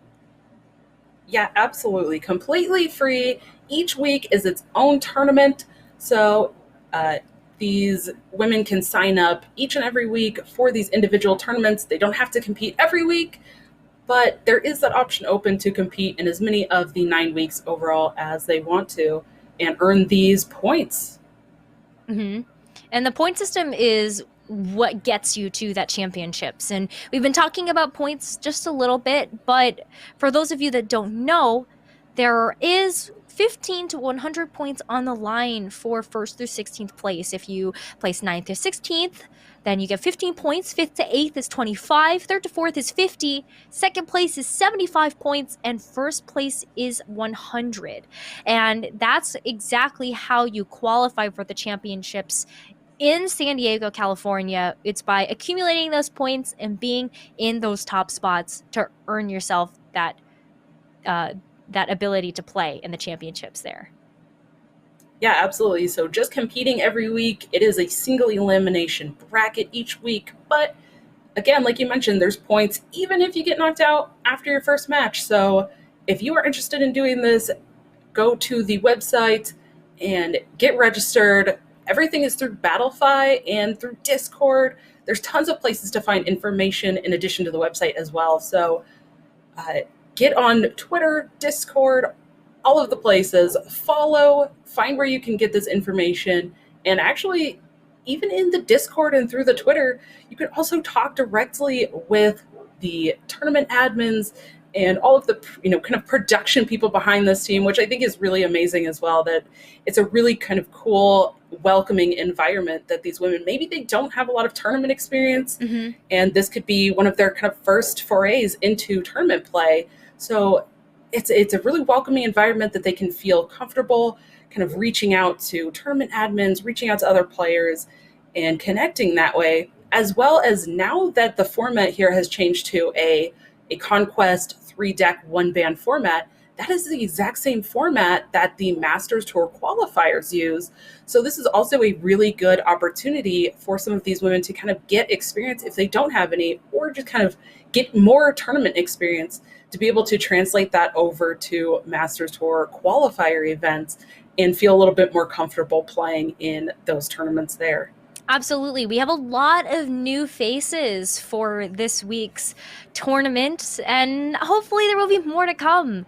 As Dawn mentioned, you can go over to the website, which is www.supergirlgamerpro.com.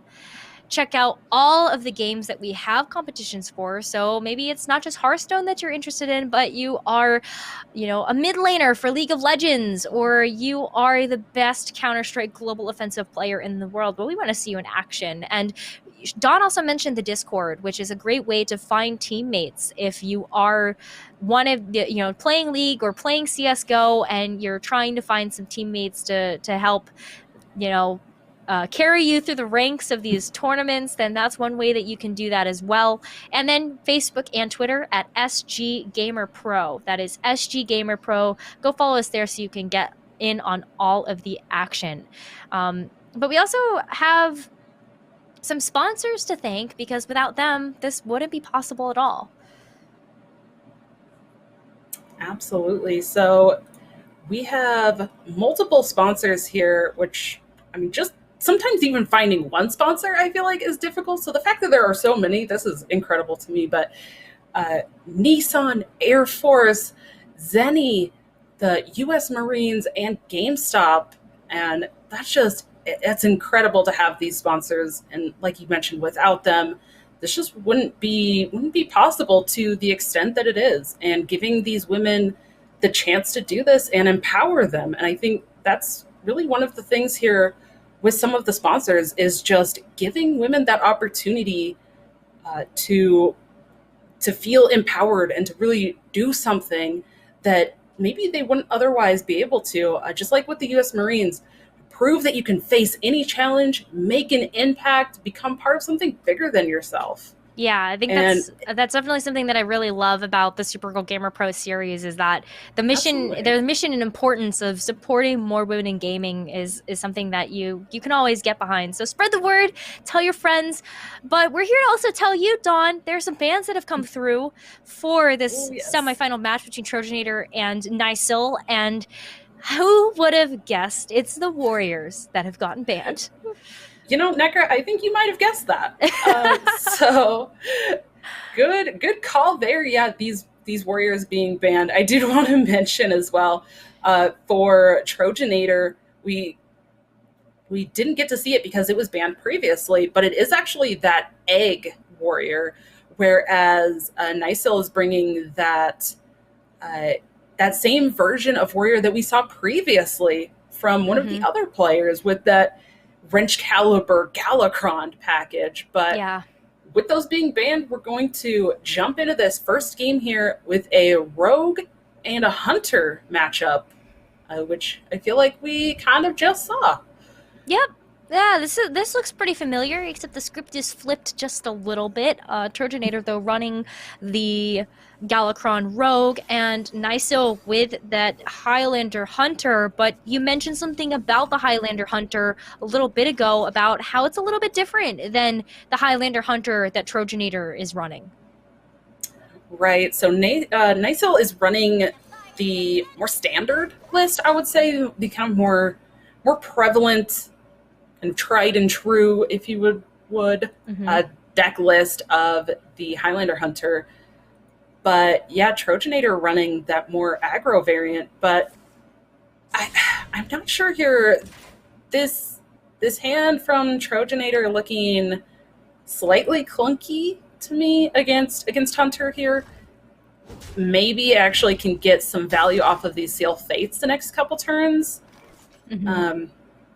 Nyso not running quite as many of the evasive stuff, and especially the early evasives like we saw from Edelweiss. So probably we'll actually get some more value off of those. Yeah, Seal Fates so early, just able to invoke this Galakron. And when you're looking at the early cards that the Highlander Hunter are able to run, particularly in like the Blazing Battle Mage, even this Dwarven Sharpshooter, the Seal Fates become so important in terms of just controlling the board and really not allowing Nyso to snowball out of control. Absolutely.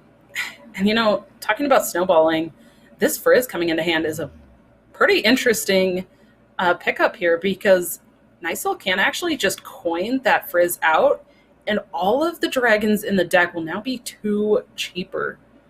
It'll be 2 mana less every time that she draws one, which can generate a lot of value here if she's able to draw those dragons over the next mid to late game. Ooh. Yeah, those dragons are super, super impactful. Like, you've got your...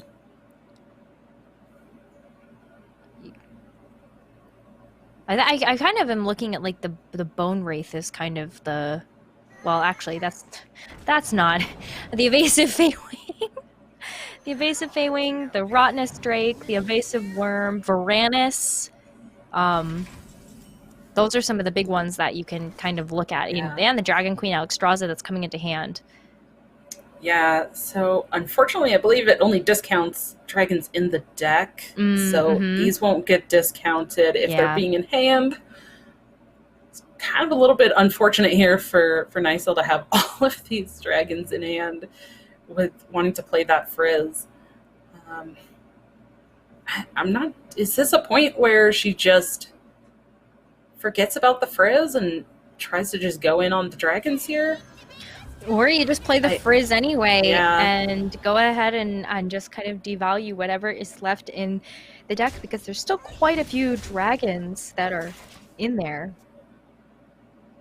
Yeah, absolutely. And I guess the minions on board from Trojanator weren't very threatening or impactful anyways, so coining into a Rot Nest, not very necessary there. Playing out the Frizz, you still get something on board, but it does allow this Seal Fate to come down now. And a trade, or even just a hit from the dagger, if Trojanator wants to.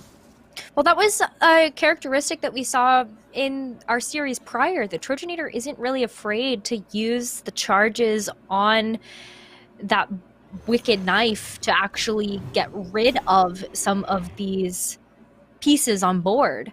And especially when you take a look at just the ability to also use the lackeys that are in hand. You've got 2 goblin lackeys, so not a bad way to kind of deal with that. And the Titanic Lackey actually put that Evil Miscreant just over that health total that you can get that clean clear.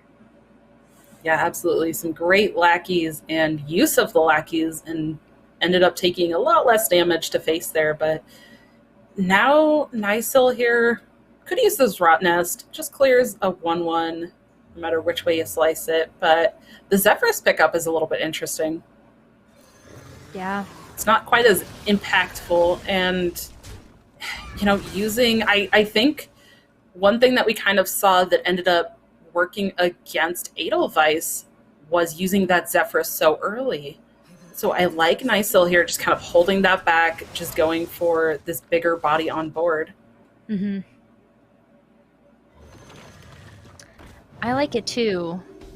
And I really like this answer from Trojanator. The Shield of Galakron plus the Titanic Lackey makes this clear just a little bit more awkward, and actually even forces out the Dino Tamer Bran here. Yeah, I kind of feel like that coin Bran was probably going to happen no matter what. It just ended up having to trade into that minion, which saves Trojanator 8 damage to her face. So I do like that setup for sure. But now there's all of this damage and these big bodies on board. How does Trojanator answer this? I don't mind Heist Baron Togwaggle. Let's see what treasure gets chosen. I would say Crown in this case is the best option. You might be able to get a Taunt Legendary just to be able to save some face, or maybe you get something with Rush or with Charge like King Crush. That could be super, super useful. But there's 8 damage on board that Trojanator is not going to be able to clear off of Nysil's board. Yeah, it's kind of a lot of damage still to leave up from Hunter, just because they have so much damage. But I'm not sure that we see enough damage here or enough mana to get this damage out from Nysil. Is this... Actually, is Wind Fury, Wind is. Fury. So again, just seeing the aggression and the power of that Hunter. And again, we mentioned this is the more typical, or I would say the more standard variant, except for we are now seeing that inclusion of the Frizz and Evasive Worms. But I feel like that's going to kind of become the standard for Highlander Hunter now after these nerfs.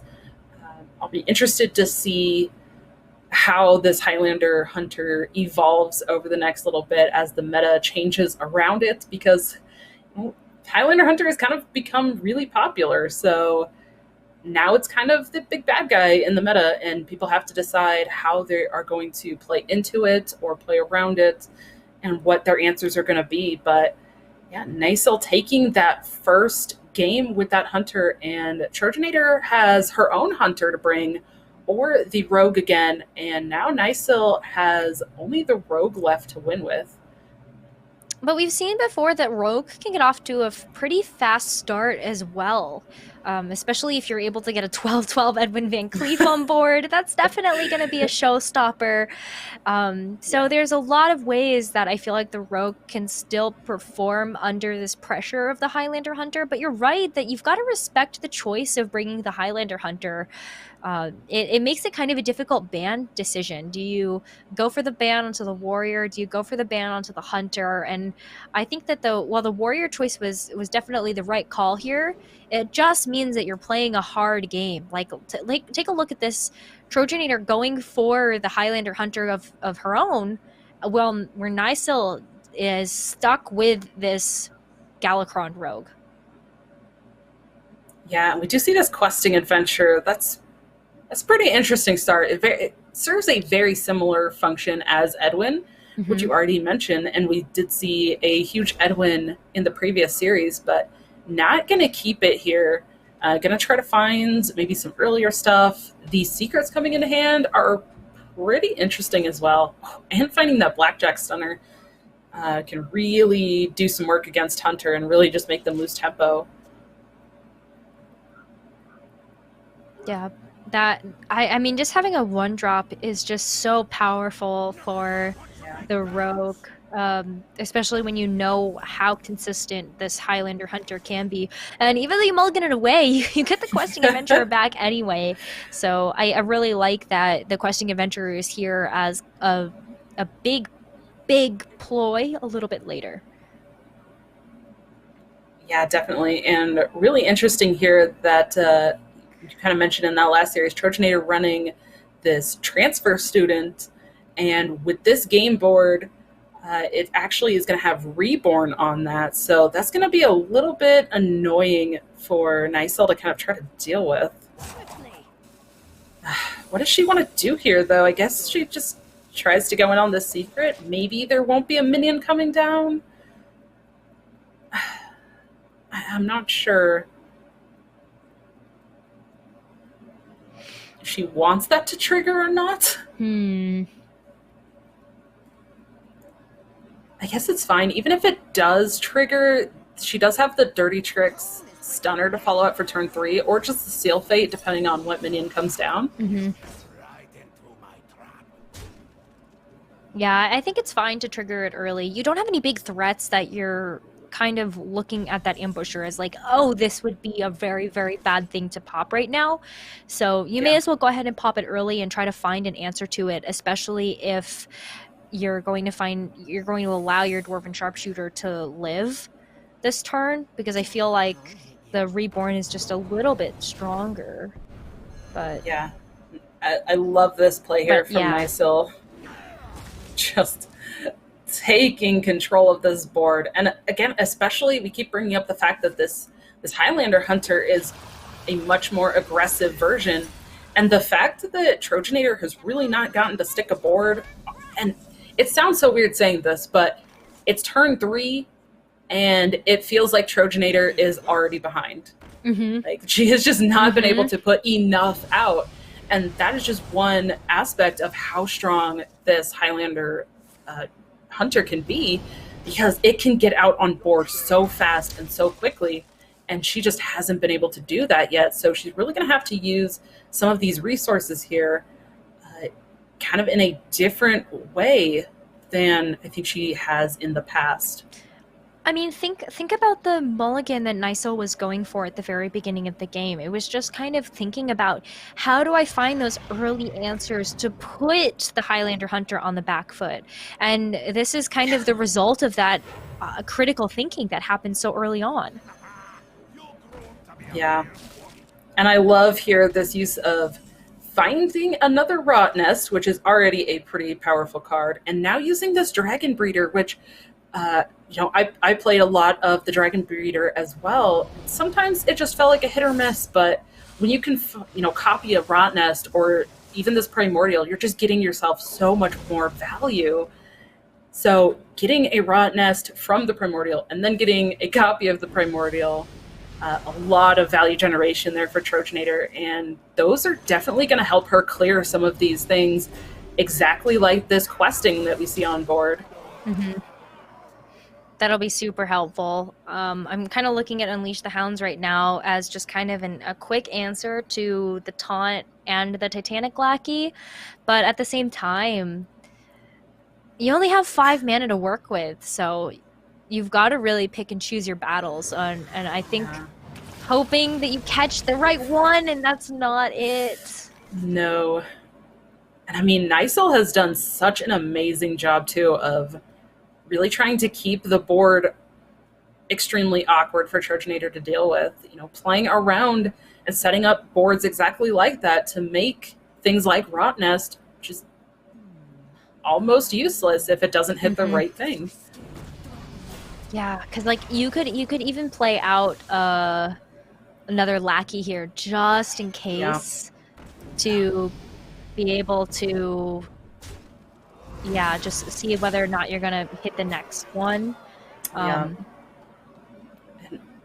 now Trojanator is just basically in the exact same spot as last turn, but now also facing down lethal potential. So if she goes for the second Rot Nest and doesn't hit that questing, it's just game over. Doesn't hit it. It's the Shield of Galakrond that gets the ooze. Oh my god. And with this Goblin Lackey, plus you have all the other lackeys in hand, I'm pretty sure that's just lethal right here and now. Nicel taking a quick 2-0 over Trojanator. My goodness, was that a fast series. Yes, very, very different than some of the matchups that we saw last week, and even in the very beginning of our bracket tonight.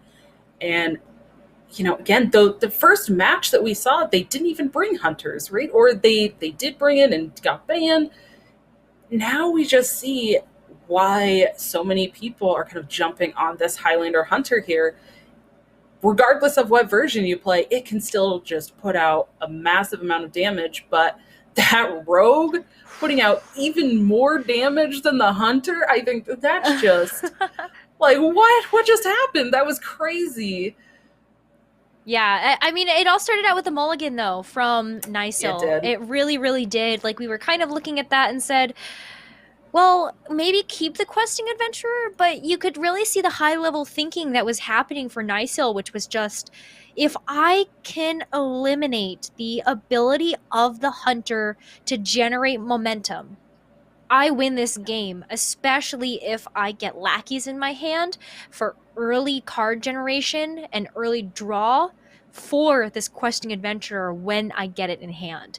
So it was just really well thought out. I think that was really well done. And even if it wasn't the questing adventurer, Nysil had a really nice setup for a large Edwin Van Cleef too. So lots of really great things going in Nysil's favor there. But it wasn't just that that second game. That first game too, playing that more standard Highlander Hunter deck was just really well done.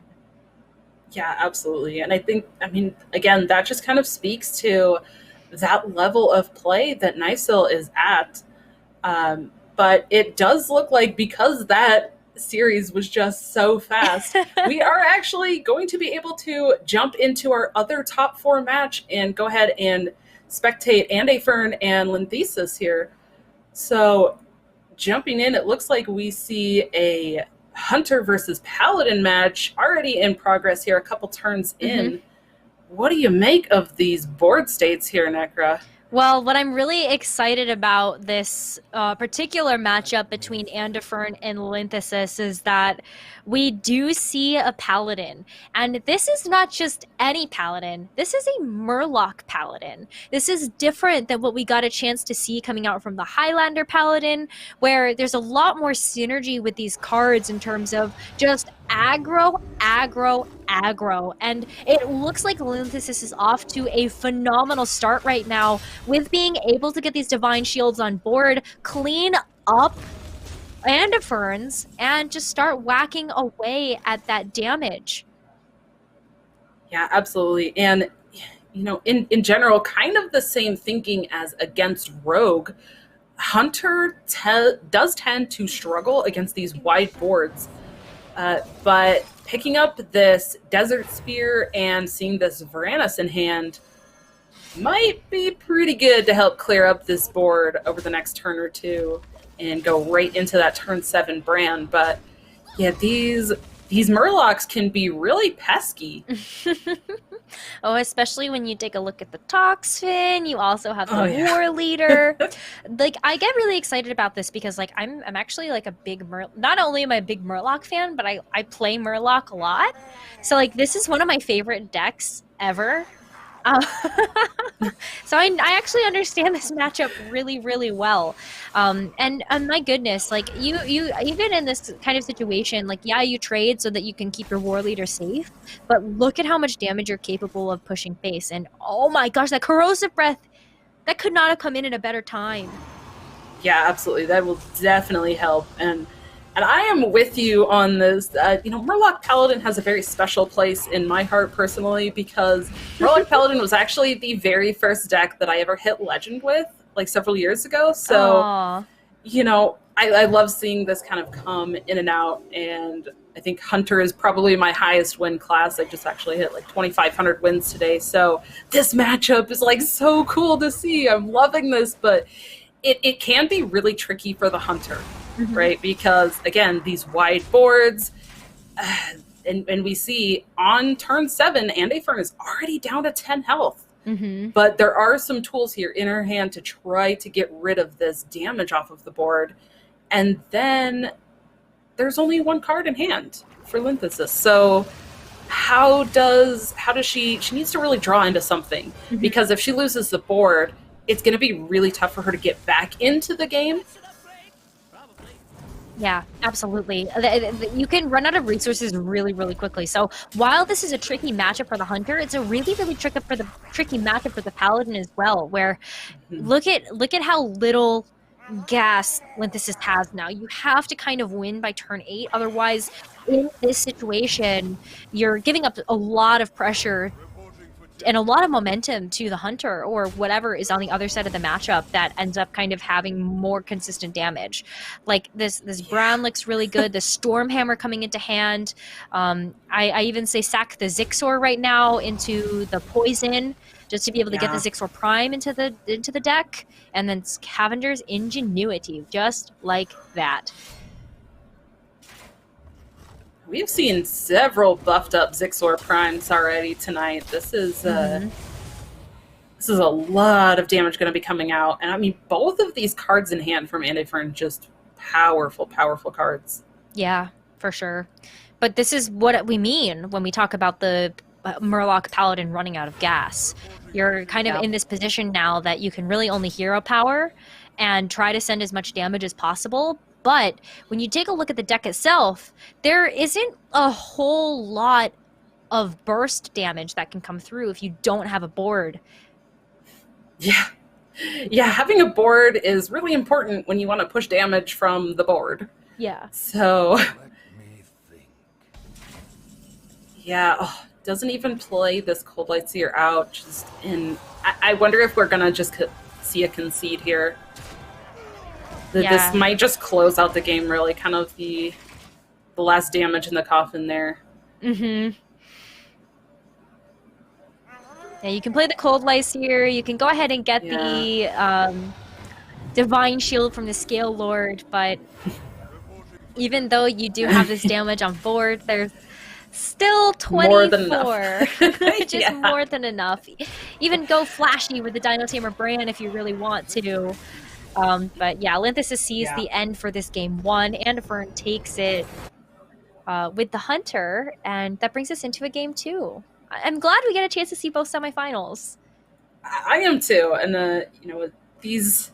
I think we're really also seeing the impact of two things here. First of all, the nerfs that went through, and also the change in the format. Even just that slight tweak of the ban or no ban, it's really allowing the players to kind of put together those decks that they want to target something in particular or not. So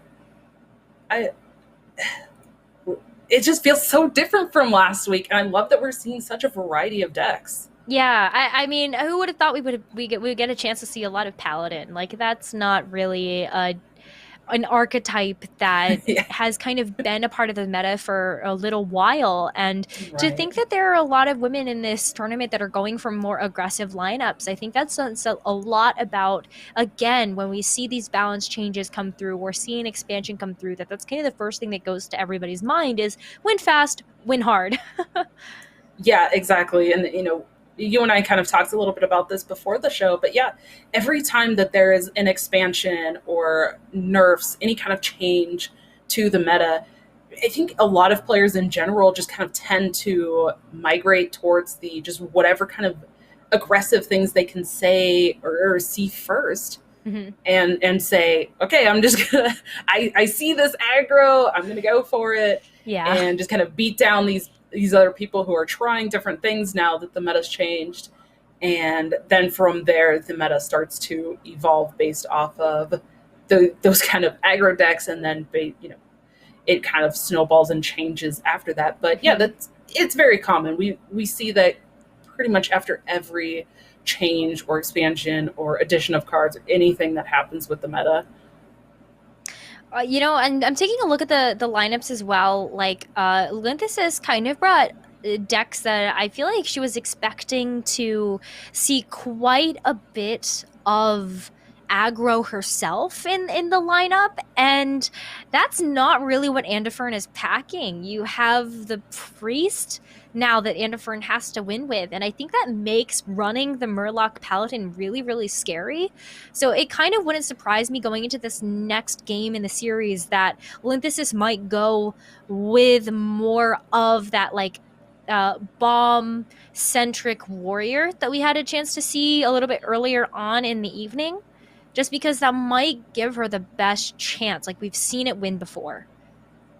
We have, and I want to point out it's scary in a way for the Murloc Paladin, but also I think Murloc Paladin in general can actually be favored against Priest, especially with some of those really aggro starts. But yeah, Linthesis here does look like she's bringing out that warrior, and with that warrior, it is the kind of more bomb, not necessarily control style, but kind of just bomb warrior. It's not running the Galakron like we've seen from some of the other players, but it does have a Captain Greenskin. It's got the shield blocks. Yeah, I love that Captain Greenskin. The sword and board. And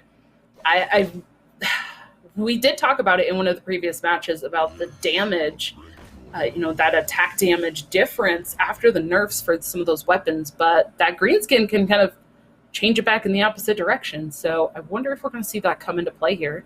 Yeah, we were talking about the Corsair cache, because right now it only gives you +1 durability instead of what it used to, which was durability and attack. But when we saw this exact same matchup, which Andifern was a part of in the earlier start of the evening, it was a really quick win for the, well, not a quick win, but it was a win at the end of the day for the warrior because of how much burst damage came through from the bombs. Especially when you get the armor generation online, which is something that Linthesis has definitely been able to do so far. That's something that you've got to really pay attention to as the priest. Yeah, absolutely. And again, it is interesting to note the difference in the deck lists. And again, this warrior, it's running the Greenskin, it's running Blastmaster Boom, the 2 Brutes, a Deathwing, and then Gromosh. So it's not going to have that extra bit of damage from the Galakron hero power like we had in some of those other matches, which I do think adding in a little bit of that damage from the hero power did help push that win over in particular in that game you were referencing. But yeah, I'm curious to see how this is going to line up in this match. Is this deck list going to do enough here? And again, only 1 Brawl in the deck too. I feel like that's why Linthesis actually decided to ban out the warrior. That's the warrior that we got a chance to see kind of take the cake over the priest in our first match of the day with Sanguine. And yeah. I kind of wonder if that is why Linthesis kind of looked at that and said, you know what, I just don't think my deck list is going to be strong enough if we run into a mirror with the warriors. And just decided, let's just ban the warrior outright because I don't have a Galakron in my lineup. Yeah, absolutely. And Linthesis also running that Murloc Paladin really also kind of lends itself to banning out that warrior and trying to get a win with that Paladin into the Hunter or Priest. So yeah, it definitely makes a lot of sense banning out that warrior there. But this game really, I mean, it feels like there's not a lot happening yet. And I think that kind of happens in a lot of these games where the games just kind of tend to feel slow a little bit. But I'm not sure how Linthesis answers this big 5/8 mana saver right now. Yeah, I see like a risky skipper combo in hand, but like that's not really what I feel like you should be using here. In fact, like Linthesis actually goes for the face, just to be able to use the sword and board to clear out the mana saber. But that was super expensive. It was a lot of resources she had to put into it, but I do like clearing that off just because the threat from Andifern's deck of being able to put more buffs or copy that, and then it's even more difficult for Linthesis to deal with. So I do kind of like clearing that out. And also, just using up that weapon, getting a second bomb into the deck. Yeah, because like there would have been a really clear turn. Actually, I don't know if you would go for the second Sethic Veilweaver and Apotheosis' turn if the Mana Saber had stayed alive, because you had the Kronks in hand, and right now as Andifern, I feel like in this matchup you're really trying to get that Galakron's Wit hero power online with the Galakron. Yeah. So I feel like you still kind of in that instance go for the Kronks on turn 6 no matter what. Yeah, it could be.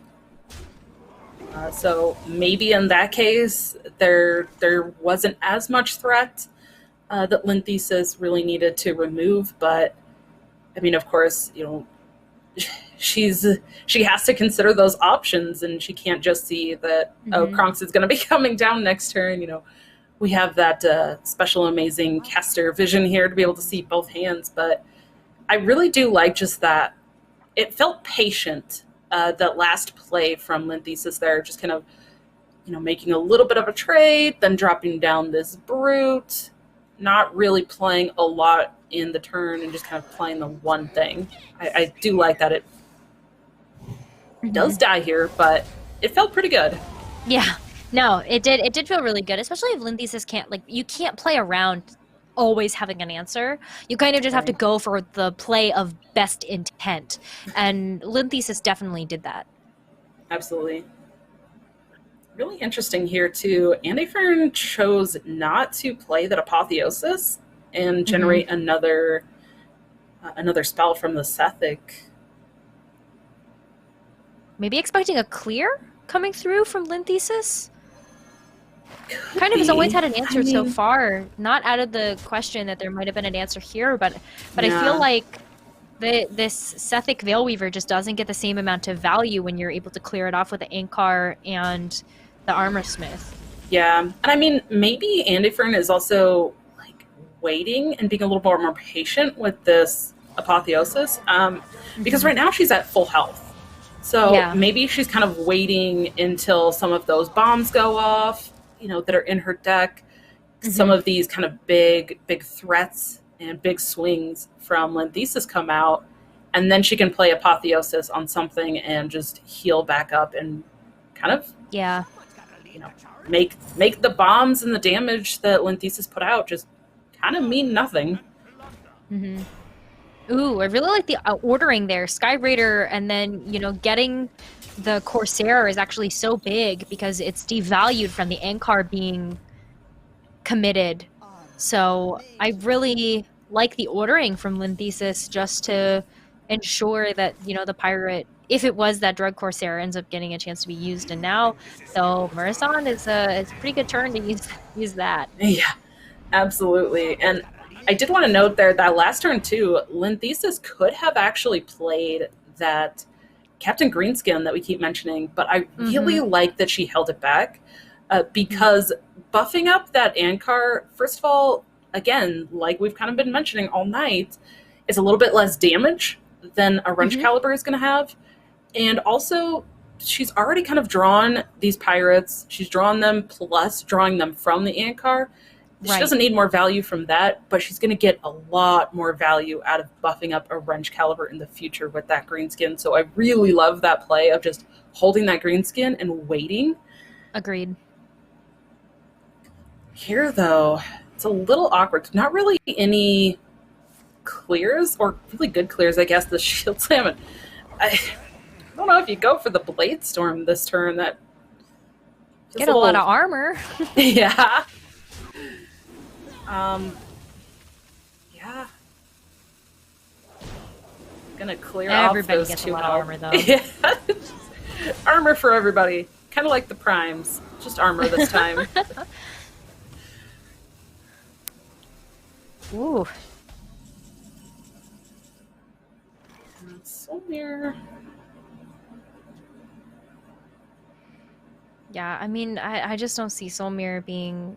No. Man. It's so reactive. What a reactive hand for Andifern. No minions. I think you tap here, see what you find. Yeah. Because, like, I don't think Soul Mirror is going to do it. I mean, honestly, just hitting that hero power every turn just feels like a great start to the turn every time. And then just deciding the turn from there. But yeah, that was a good pickup, though, for sure, off of that hero power.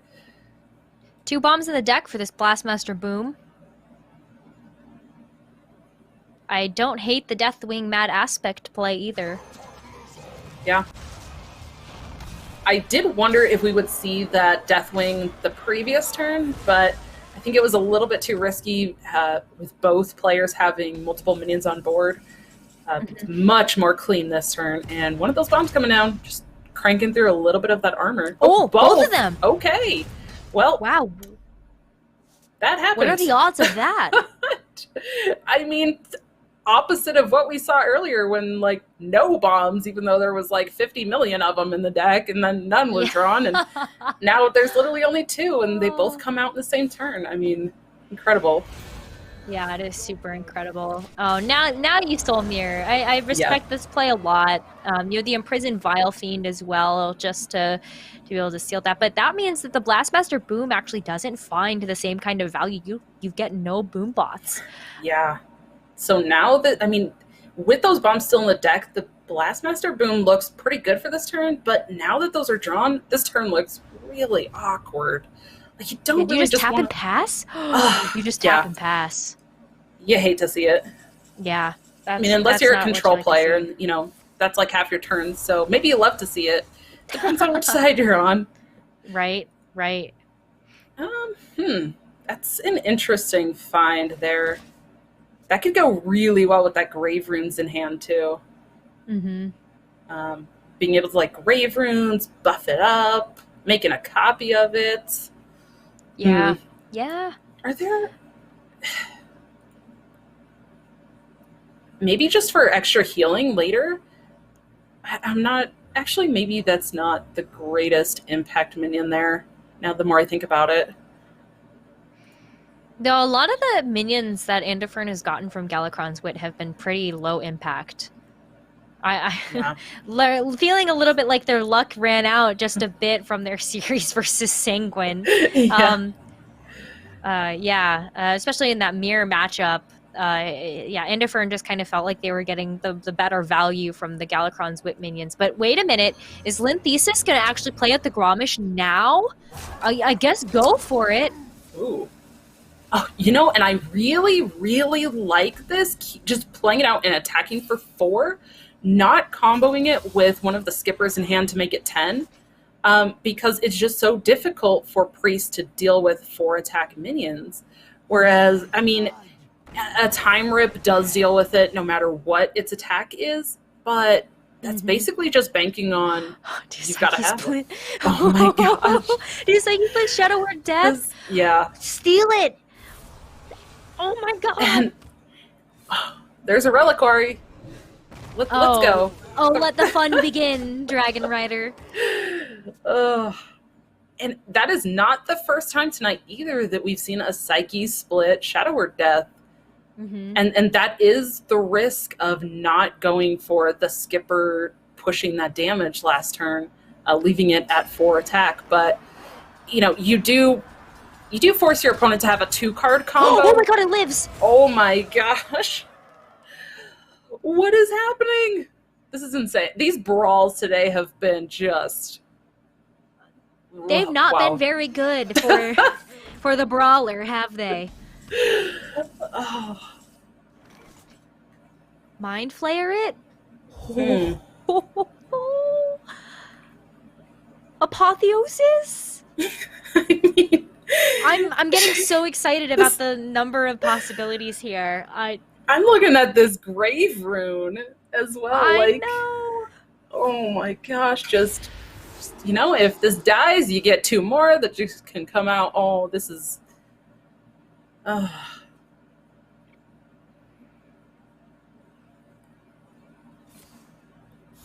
What fun Hearthstone we've seen today.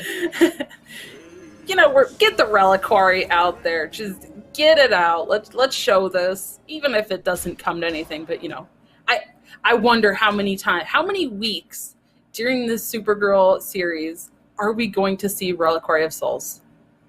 How many weeks in a row are we going to see Priest? I'm counting the number of weeks we see a Priest mirror, at least on one hand. All right. Getting the second wrench caliber there off of Corsair Cash. And again, I mentioned earlier, so we've talked about now this only gets additional durability, but that green skin in hand just waiting to buff this up next turn.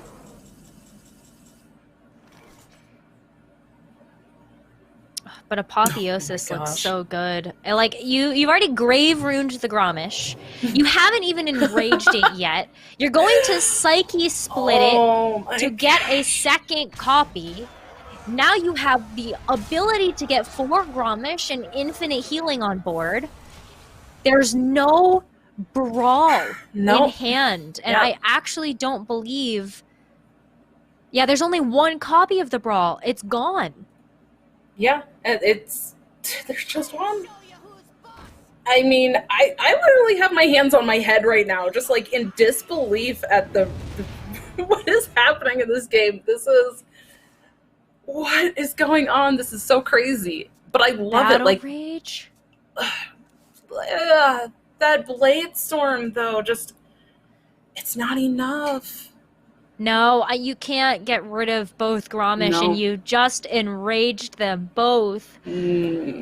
14 damage each. That is 28, which is more than enough. I mean, at this point, you were kind of hoping to maybe draw like a shield block, because that would have put you out of range. What do you? I mean, this gains some armor. You can't tap though. No. And even with a hero power, if she had the mana, it's still exact lethal on board. Yeah. Wow. So and both of these top 4 games 2-0. So 2-0. Both of them. I don't know. I'm like almost speechless. This has been amazing and such fun to just watch these players. This has been great. I think at the same moment, you and I were both kind of going like this, because it was just insane plays that you wouldn't have expected to come out from these kinds of matchups. But that's the Hearthstone we know and love. So I'm super excited that we got a chance to see that. And there's more, Dawn. We have more Hearthstone today. Yay! I was so excited. And, we've kind of mentioned it a couple times too. The fact that we had some nerfs this weekend, so the meta has kind of changed. We're seeing different stuff. This format now has a ban, so we're kind of getting to see if the less desirable matchups get banned out. We get to see the more interesting, fun matchups. But even seeing like this Priest and Warrior that felt like it could have gone one way, that went the complete opposite direction that I think a lot of people expected. I mean, 2 gigantic like Gromoshes. What? No, that doesn't happen. Yeah, that could have been 4, Dawn. Let's not forget that could have been 4 Gromish on the field from the Grave Rune and the Psyche split.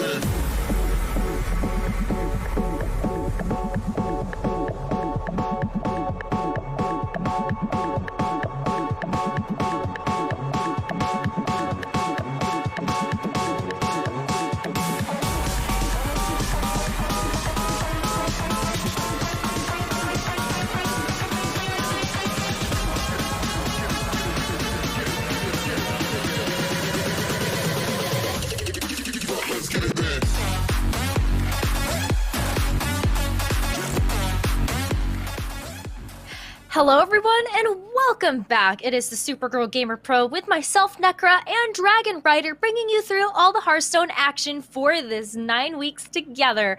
And we're already down to the grand finals today, and it's going to be between Andafern and Nysil. Now, Andafern made it to that second place last week. Can she get over the hump today to get that grand finals finish? 100 points on the line for first, 75 points on the line for second, and we've already had our bans come through, Dawn. Yeah, absolutely. And both players gonna be fighting for those points, 100 like you mentioned, or 75, but still a difference there. Try to get as many points as they can here. Andafern, again, on the Warrior, Hunter, and Priest, and Nysil on that Rogue, Highlander, Hunter, and the Warrior. What do you think we're just gonna see Warrior bans again? Is that just gonna be the thing? I think Warrior bans coming through for sure on Andafern's side. Like it would surprise me a lot given how similar the lineups are for Nysil and Linthesis, that we wouldn't see the Warrior ban come through for her. But I don't actually know on the side of Nysil, because that Highlander Hunter is really scary. But so is the Warrior. So you kind of have to pick your battle there in terms of, like, I feel like that's it. We're picking between the lesser of two evils, between the Hunter and the Warrior. It's just seasons before again. Yeah, absolutely. And it does look like for Andafern, her Warrior has been banned, so she will have to play the Hunter and Priest. And on Nysil's side, the Hunter has been banned, so she has to play Warrior and the Rogue. So pretty interesting here. And again, slight variance in these Warrior decks that we've seen. I feel like every Warrior deck almost has been slightly different. So Nysil here playing this Warrior with, it's still running like the Sword and Boards, the Corsair Caches, of course, the Wrench Calibers. But this one does have the Kronks and Galakron package. Mm-hmm. So potentially a little bit of damage to push through and, close out. I would think close out that game against the Priest, kind of like we saw earlier. I'm not sure how it's going to do against the Hunter here, though. That's the kind of matchup that I think is going to be a little bit more up in the air for me. No, I agree with that one, especially because this is the newer Highlander Hunter list that you were talking about, that you have some experience with in Legend, with this kind of more aggressive, more early turn kind of Highlander Hunter, where you have those lower cost cards just being a little bit heftier in the lineup. And that's kind of interesting, because I feel like for the Warrior, they really want to try to burn through the deck, so that, especially with the Warrior that Nysil is running, that you can get those bombs to pop off. Right. And that's not something that I feel like Andafern is really going to let happen.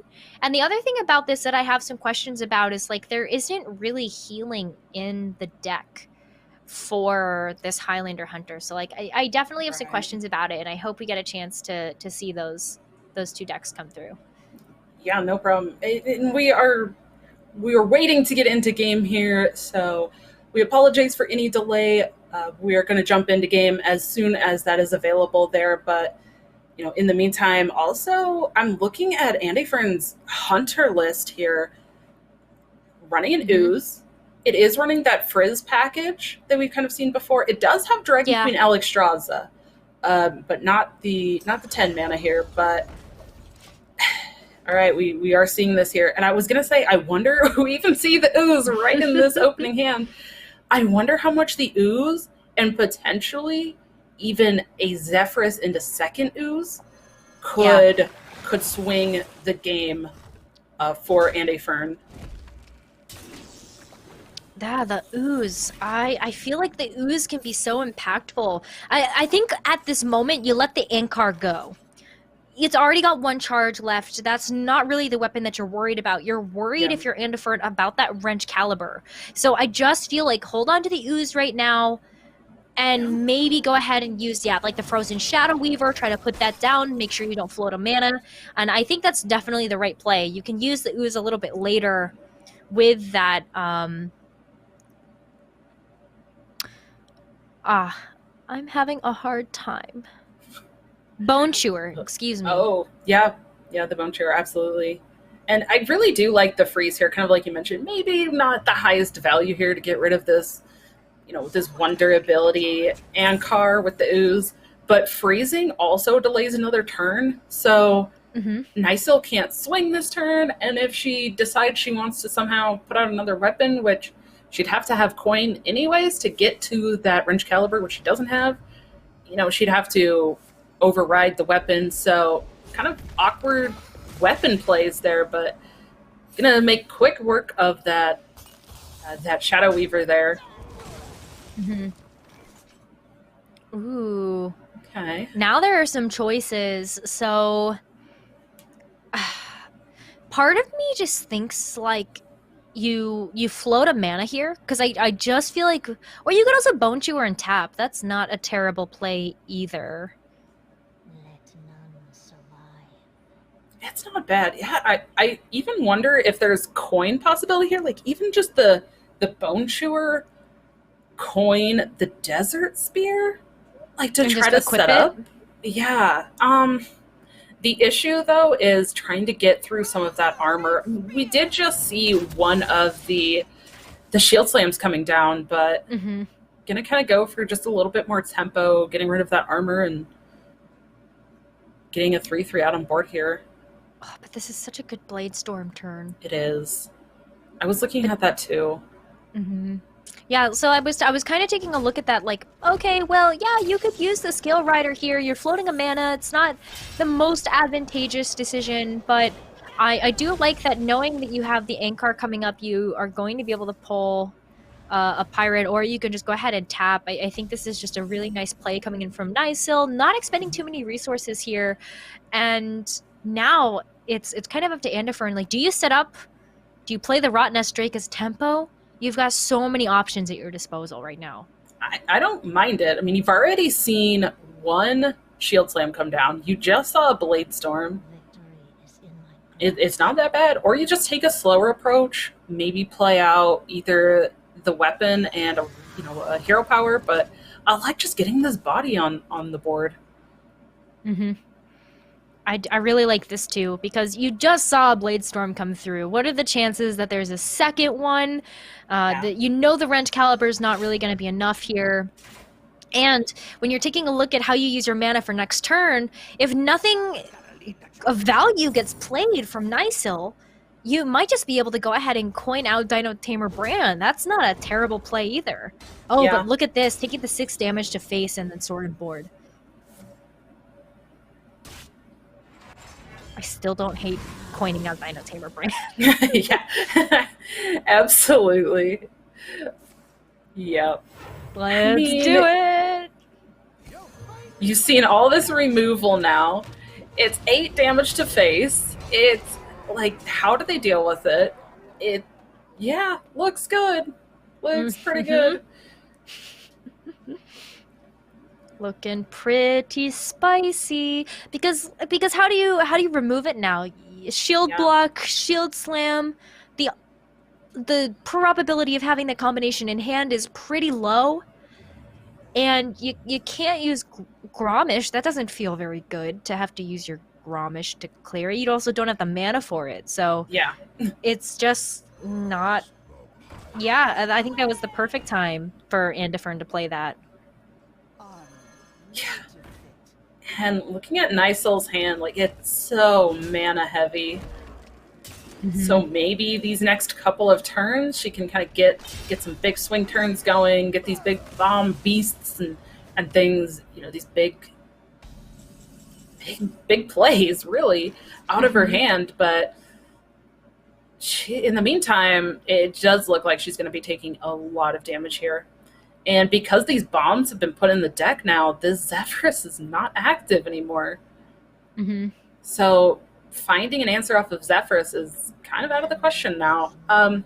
There is the possibility of doing kind of I don't even necessarily think it's a cute play, but it might just be a solid play on its own. But the Varanus, and use that Guardian Og Merchant to ping down one of the minions that's now at 1 health. But the Desert Spear is also fine, kind of sets up for something similar next turn. Yeah, it's unfortunate you can't play Varanus plus the Desert Spear. Yeah. Because I feel like you really want to try to get rid of the Pirate. Or Pirates, I would say.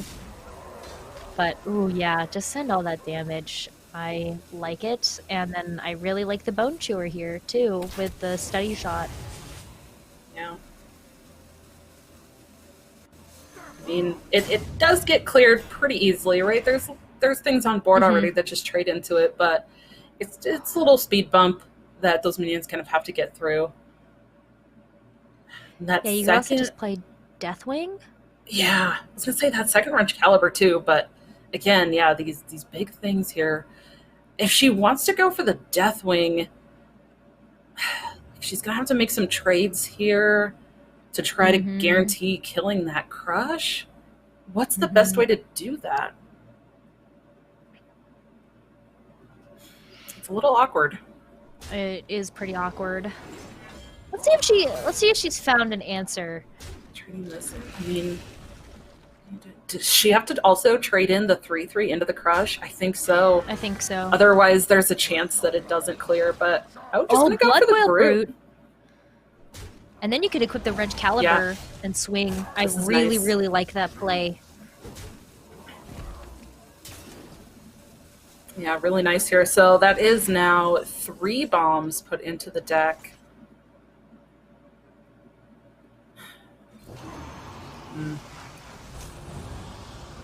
Can clear both of these minions and even play the Ooze alongside this Varanus here. Oh, I definitely would. You just mitigate the ability to buff it up. Yeah, absolutely. It's a very quick Deathwing coming down. Yeah. And I mean, yeah. I think you have to. God. Yeah, I think you use the Og Merchant when it means you're not playing this body here. I mean, at this point now, both of these Highlander cards here are just stuck in hand for Andifern, and honestly, there's too many bombs at this point that you really can't. You can't wait for those to come out of your deck to try to get the Highlander effect. And I mean, with the bombs, if those are all coming out of your deck, you're probably dead. So you're not really going to get that Highlander effect anyway. So just get these out for tempo. I like it. Absolutely. Unfortunately, couldn't play that Dragon Queen Alexstrasza. Kind of had to answer that Deathwing Mad aspect. Yeah, but that sets you up for next turn where you can play the Dragon Queen Alexstrasza and then play a dragon if it comes into hand that serves your interest. So I don't dislike having to hold on to it. I mean, well, she won't be able to play anything else with it because it's 9 mana. It's not going to get that Highlander effect of putting dragons into her hand. Oh, that's true. So, yeah, it's just going to be a 9 mana 8/8.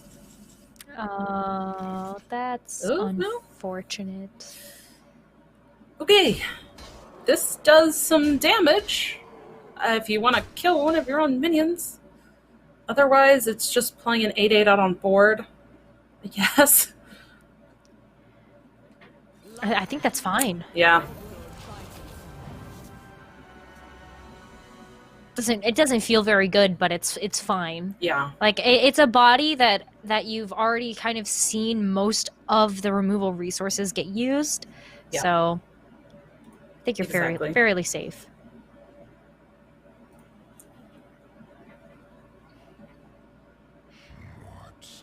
We're gonna see. This is tough here. That's a big body on the board. Yeah, I was gonna say we might just see the armor smith try to clear up some of the board here and get some armor.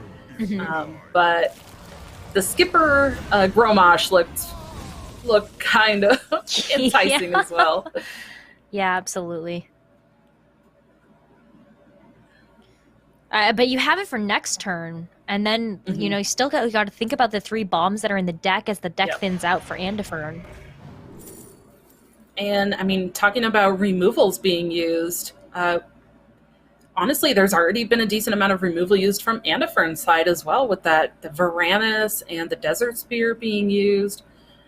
So not a lot of removal potential here from Andifern either. So this board from Nicehill looks pretty solid. Yeah, absolutely. Especially because you really want to try to get rid of the risky skipper. Yeah. Blastmaster Boom, that looks pretty good. I'm loving these games tonight. This is just amazing watching this all unfold. I'm at the edge of my seat.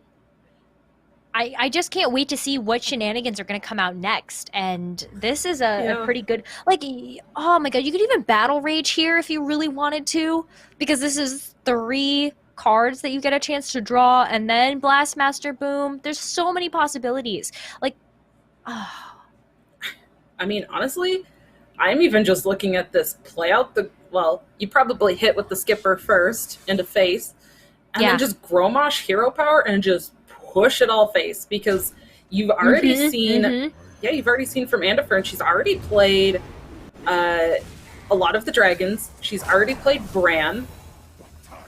Like, I just like putting her to 1 there and trying to get one of those bombs to hit, personally. Not a bomb. But this play, killing that poisonous, was a little bit more safe, just to try to guarantee that there wasn't going to be some sort of crazy comeback mechanic. I think you had to. Otherwise, your whole board is gone. Yeah, and I mean, setting her to 4 instead of 1. If she draws a bomb, it's the same thing, right? She still dies from a single bomb at 4 health rather than 1. So yeah, I do like that. But what a game! What a game 1! What a game 1. What honestly some series that we've had a chance to see today. Like, that's been so exciting, and we still have more at bay. We've got match point now between Nicehill and Andifern. Andifern still has both decks to work with, which would be the Highlander Hunter as well as the Priest. And then Nicehill has to win with the Rogue. So we see Andifern staying on that Hunter, it looks like, going into this Rogue here. Not a bad starting hand, I'd say, for the Hunter. Might just drop that big ol' whelp, but Sharpshooter, Stormhammer, pretty good cards. Nice early cards, but I kind of agree with the mulligan to get rid of the Stormhammer, just for now. You don't have synergy with it yet. And I feel like you're still looking for lower cost cards that will help you develop the board presence. Yeah, absolutely. And it can be a little bit awkward against Rogue as well. Rogue's going to have some stealth minions or some minions that are kind of 4 health or a lackey, and you really don't want to be using weapons like that Stormhammer into those things. So I don't mind that at all. Picking up the Ooze, that's pretty helpful.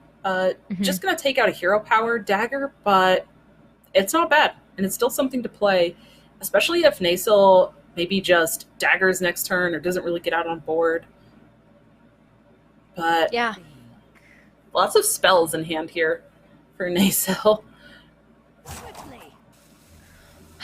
Yeah, you can't really, like, I feel like thinking right now about maybe using a prep here, which I don't mind, just to be able to play the ambush and maybe try to stop something early. Yeah. But also a little bit awkward if, setting up for if Andifern were to play Ingenuity here on 2, is that going to give Nysil even more resources? Or drop a minion, and then it's awkward to deal with no matter which way you look at it, I think. But now getting on board. Yeah, starting that lackey generation as classic of the rogue. Alright, gonna try for this diving griffin. And alright, triggers an ambush, so can freely trade into whichever one of these that she wants without triggering a bamboozle.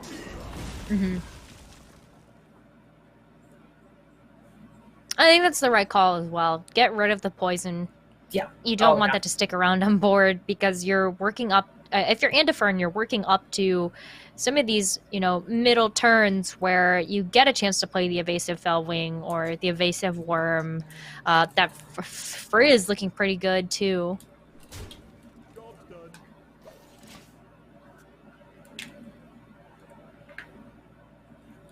In fact, that's probably the best turn 4 card right now.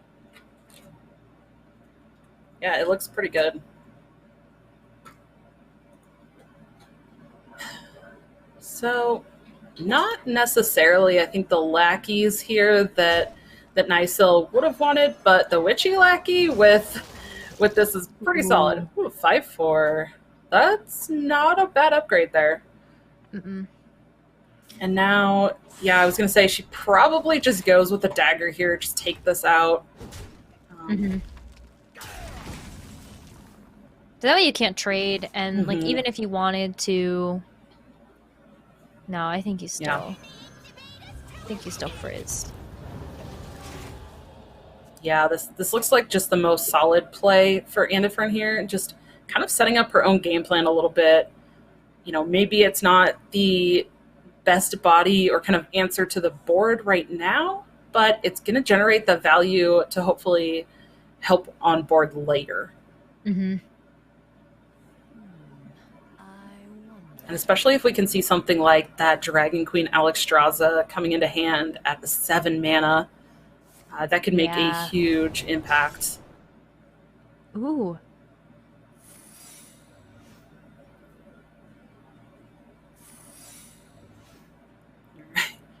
Going in on the secrets. I mean, that puts Andifern in just like such an awkward position because you can't just go for the game plan that you want to, knowing that there are these secrets on board. Yeah. I still think Rottnest Drake is the call here. Yeah, I agree. But the ambush. That voice line just says it all. Fell right into my trap, and definitely did. But this stunner coming in hand is kind of interesting too. It might not be worth giving your opponent that Rottnest effect again, but it does make it 7 mana instead of 5. Yeah. I mean, you can just kill it on board too, which is also fine. I think it's a pretty good use of the poisonous. Yeah. This evasive worm looking mighty fine here. Answer after answer for both of these players, kind of unable to really develop that board. I really like the Draconic Lackey here in case you draw something pretty good. You almost wish you could have had the evasive worm as well to be able to play this turn, but at least you have it for next. And do you praise Galakron here? I guess do you so, take it out with your face? Maybe? I think you were hoping for additional damage from that lackey roll. Yeah.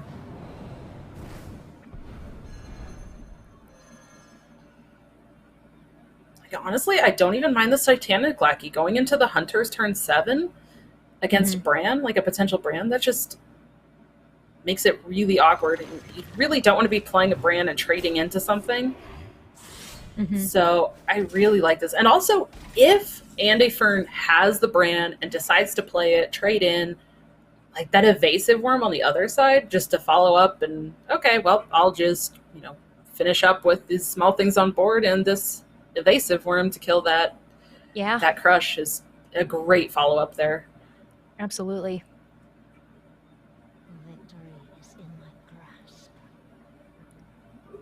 This is a really interesting pan out of this matchup too, because I feel like this is the first time in this game where we've actually seen more than like 2 minions on board.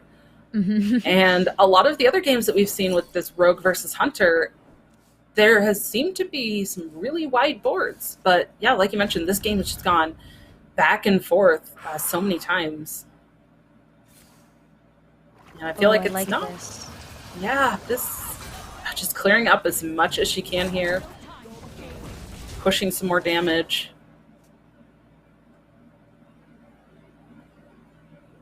This is how Andifern stays in the game. Yeah. Is try to push as much damage as possible. Kind of recognizing that Nysel was running low, or has been playing some pretty awkward turns.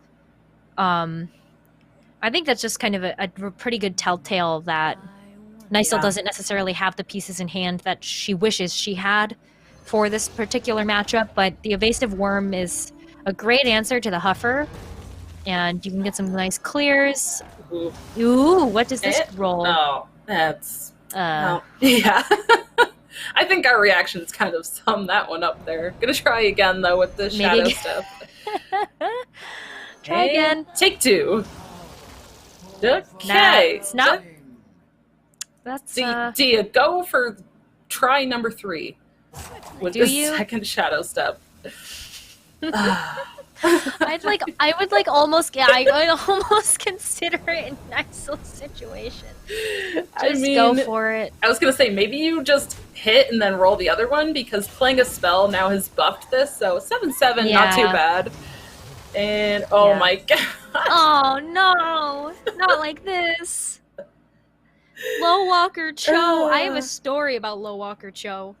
It is the first golden legendary that I ever got until packs started being a little bit more generous with the golden legendaries that came through. It was the first one that I ever opened the pack, and while I was excited, I was also mighty disappointed. I mean, Cho tries so hard. Like, he's got that gigantic smile on his face. He's so friendly looking, and he's like, look, this is fine, and then it's not fine. But we do see a little bit more tools. You were talking about kind of not really having anything in hand that Nysel wanted, but these starting to come to hand a little bit. Oh, but the Low Walker Cho gives a Seal Fate to Andifern. It does. I mean, at that point, it's really just a 3 damage to a minion. But, yeah, very interesting here. I wonder, should she have just played the questing ordering. First? Yeah. Yeah. I really do wonder about the ordering on that one. I think you should have played it anyway. Now you almost have to play this stunner to put that questing at 4, because you know you just gave your opponent that Seal Fate, which is 3 damage, so... Exactly. Yeah. And now it's just a matter of, does Andifern have the last bit of damage needed? But she does not from our end here. You can see she doesn't have this. So what route does she go to clear these minions here? Alright. Gonna try to set up for a next turn lethal and hope that the minions that Nysel has are not enough. Oh! Togwaggle! But Togwaggle! What a huge draw! Oh my gosh! Oh. Okay, here we go, Wand. Are we gonna see a Galakron picked up here that gives armor? What? that show. Krongs? Krongs? No, you get the questing adventure though. The Kronks though, like, is giving your minions +2/+2. How much damage is that? Oh my gosh. Yeah, wait. No, that's Wait. That's it. What? Wait, wasn't that lethal? Hold on, if she had given her minions +2/+2, was that lethal? Was I miscounting? She had 12 on board and 5 minions that would have gotten +2/+2. That would have been exactly 22 damage. Yeah, did Nycil miss lethal? I think so. I think that would have been exactly enough. Oh. I mean, it's not over. That was 1-1, right? So going into game 3, so Nycil still has another chance here to bring it back. But this rogue into the priest now.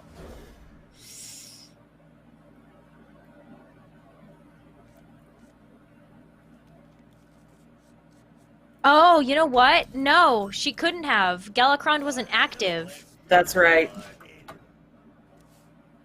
Thank you to our production team for pointing out my mistakes there. Yeah. Okay. Had the Galakron So it been was. active, I mean, even yeah, because like you couldn't have played the Galakron too, so no ability to shield. Yeah, I think Nycil knew that was going to be over, but what a fast start for Andifern. Hello? Yeah. I mean, I think you just see that 0 mana Kronks, and you're just like, oh my gosh, but yeah. That, maybe that's why, like, I'm glad that Nycil is the one playing and I'm casting here because, then it's like, whatever, I'm the caster, like, I can mess it up, it's fine. Like, the player, she knows what she's doing, but she's gonna try again with this rogue.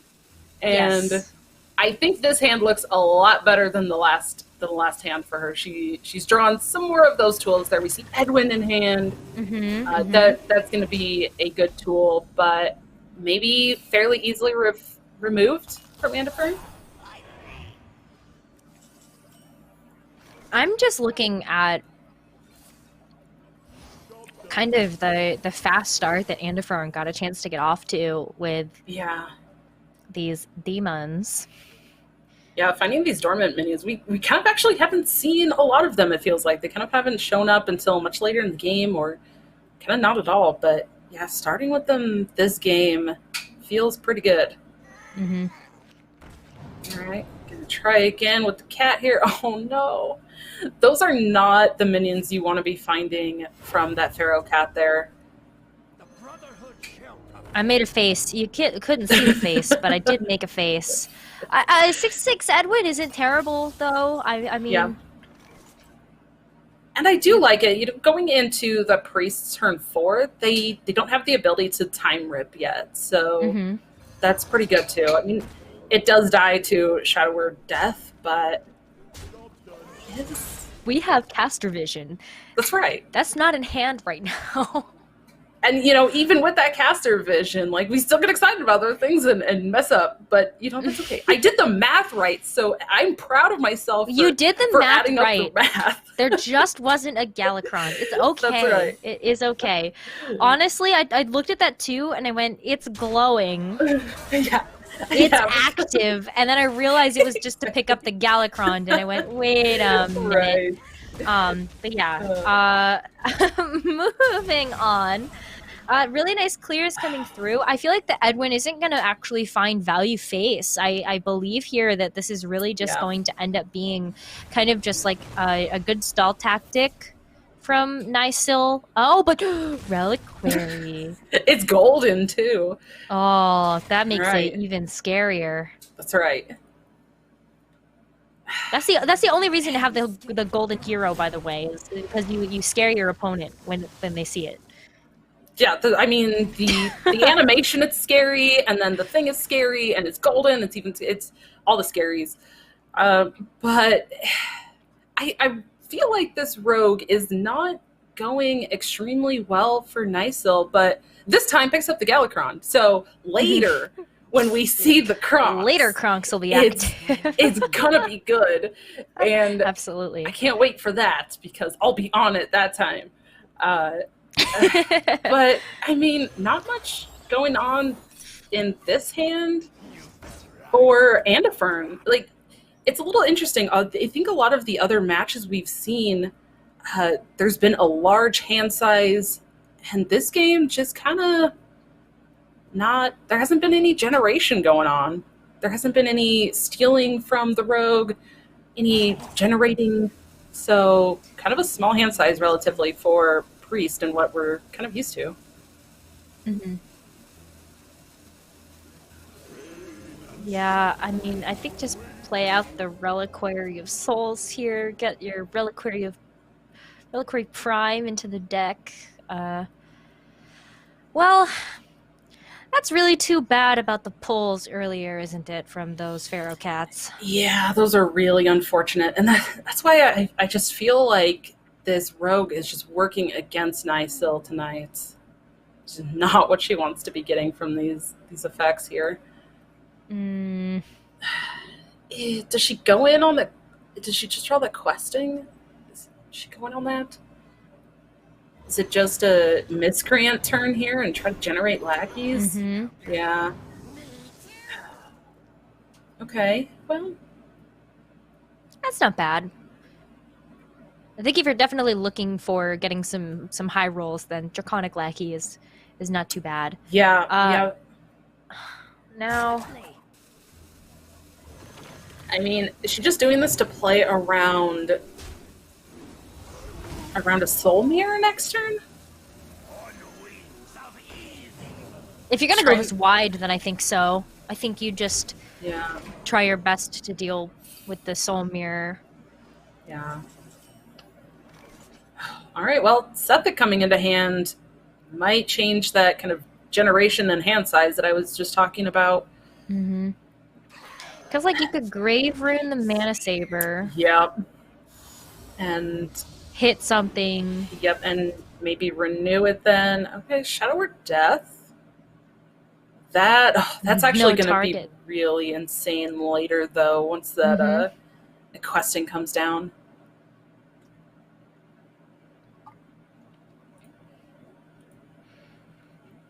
Andifern has a really difficult decision here.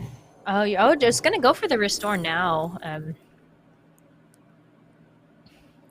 Psyche Split? Forbidden Words? Okay. Just gonna go for more removal. Mm-hmm. I mean, if you spend every turn just removing stuff from the rogue side, like, eventually they're gonna run out of stuff, right? Mm-hmm. I think that seems to be a game plan here. Just find a ton of removal and just go in on removing as much as possible every single turn. Mm-hmm. Okay. Dark Prophet. Yeah, but do you... I feel like on Nysil's side, you don't have to remove that much. Like, think about how much damage you have. 10 damage right now. See what lackey you get. Ooh, an extra bit of damage there too. Yeah. Just to be able to clear out the Sethik. Though you can preserve a lackey if you want to. Or use your face, that also works. Yeah. Because Mana Sabers can't get through both Shields of Galakron. Yeah. Okay. I mean, dealing 1 damage at a time, but it's still damage is going face. Seems all right now. Oh, but this Holy Nova. What? The top decks have been insane. I was just thinking that. It's like, how many times have we seen just like the perfect top deck tonight from both sides of the board? Yeah. Like in every absolutely. match. Okay. Yeah, because you can just Forbidden Words. Yeah. I love that. I love that positioning and that play from Andifern. Yeah. And this order here just gaining a little bit more mana and squeezing in a hero power too. That's mighty helpful.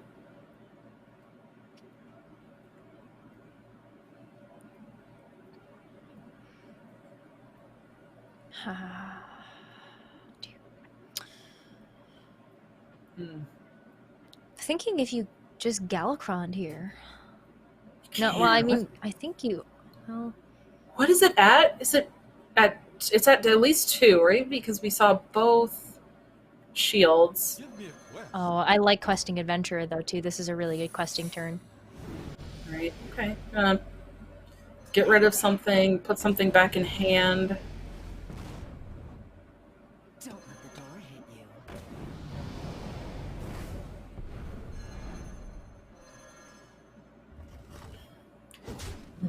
This generated Shadow Word Death here can easily take out that 5/5. Oh, but Galakrond coming into hand now as well for Andafern. I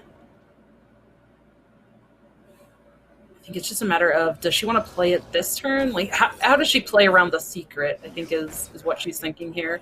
Okay.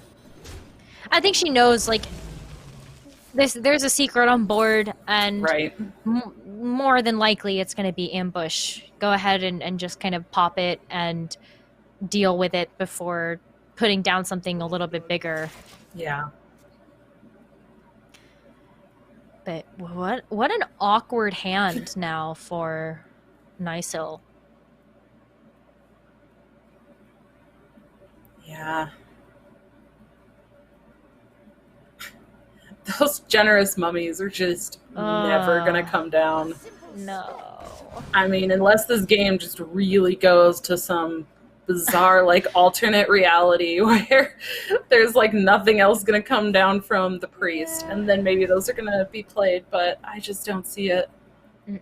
Ooh, okay. Those are some interesting finds. Yeah. I'm really looking at that. I believe that's evocation. In hand there, just generate a bunch of spells. Let's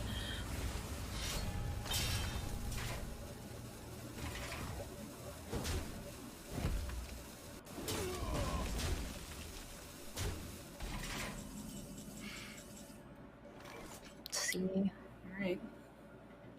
So there's one more invoke.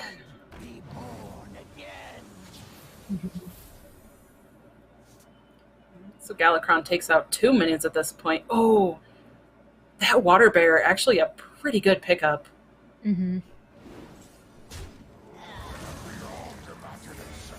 But I like the Galakrond here. I think it's time. Yeah, for sure. I completely agree there. I think this water bear is going to come down. I don't even know if it's going to come down next turn. It might still be a couple turns because of that weapon there. But maybe it comes down to try to bait Nysil into using that? I don't know. I think the secret just comes down to clear some space in the hand and see what you find here. All right. Ooh, wow. What is that? 10? There's 2 10 costs in the hand. I think one looks like maybe Pyroblast. Yeah. Maybe the other is Puzzle Box. Can't play those. No. Is that a Frost Nova? Or, wait. Frostbolt? What is the 3? Is the 3 mana a board freeze here? Might not need to go for it. Pyroblast. Yeah, that's a Pyroblast. And a puzzle box of Yogg-Saron, and of a Frost Nova. Okay. All right. Well, I mean, she got to clear the board, so it definitely did something there, and she got to put out a little bit, right? She got to put out a Learn Draconic, that side quest there. I'm not really sure how much mana she's going to be spending on spells, though. At least not for a little while. Oh my gosh. All right. Crossbow, where does it... Oh, your own face. Evocation. Okay. Incanter's Flow. Huh. To discount the spells in the deck, though, that's interesting. Could just play, yeah, could go for the 1 mana things here. Mm-hmm. Reno? Okay. And then add just a random mage spell to the hand. Yeah. Oh, man. What? Arcane Missiles. Oh, these games have been absolutely nuts.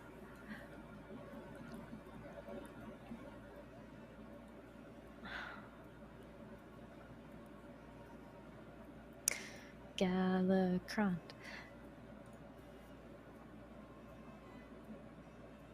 Maybe.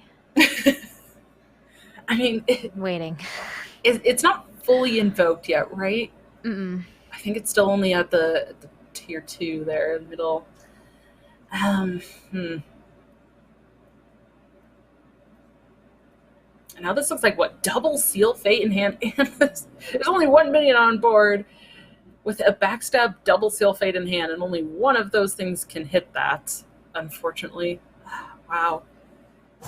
Yeah, I really just feel like this rogue has just been working against Nysil tonight.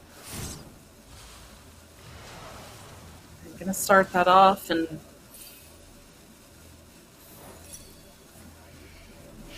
Oh my gosh. Oh, okay. Psyche split. Alright. Fully upgraded Galacron now. Gonna draw some cards here. They're gonna cost 1, though. This was another thing that did change with the nerfs this week. Those cards no longer cost 0, and you know, a little bit of an unfortunate pickup with one of those. It started as a 0 mana card, and now it actually costs 1. But those seem okay-ish. Like, the pickups are okay. Not really the most impactful things. Nysil's gonna burn a card next turn. Yeah.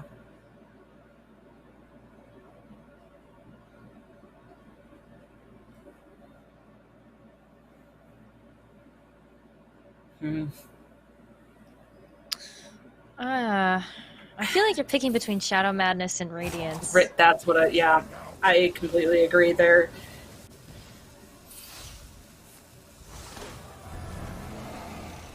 Maybe she's just not worried about the healing, thinking that she's just gonna go in on these big minions of her own, and then, you know, maybe remove if Nysil can put something out.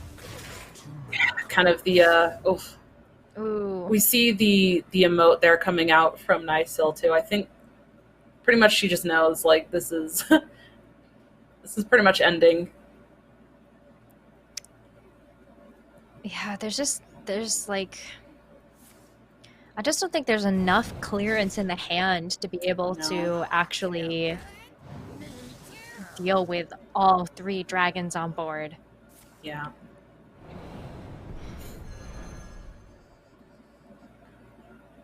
So I guess play out whatever you can. Give us a good show at the very end. Try to find something.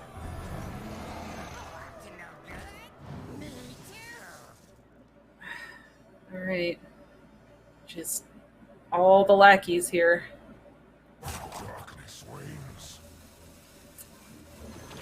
Does find Titanic, but it's helpful. Not enough. To stave off a little bit of damage. Yeah. But you're looking for like 3 Titanic lackeys. Yes. Unfortunately, not going to find them. So Andafern takes the game and the series. Fell just a little bit short in week 1, but week 2 able to make it happen and bring home the 100 points. That's 175 points for Andafern so far.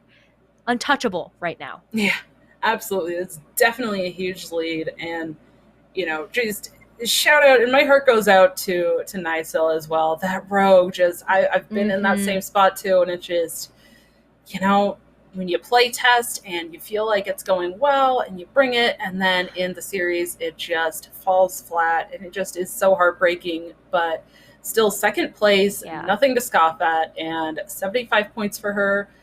And still, just, she is an incredible player. So I do hope that we continue to see her back as well. But well played from both sides. And yeah, again, congratulations to Andifern. Really well deserved. Oh, absolutely. We've seen some incredible series today, but I feel like the play that sticks out to me still is that Grommash play with just, 4 Grommash on the board, or the potential for 4 Grommash on the board, 28 damage presenting. Like, what? You don't get a chance to see that every day. And we saw some incredible sets of Hearthstone. Absolutely. So, I do hope that everybody that joined us tonight really enjoyed this.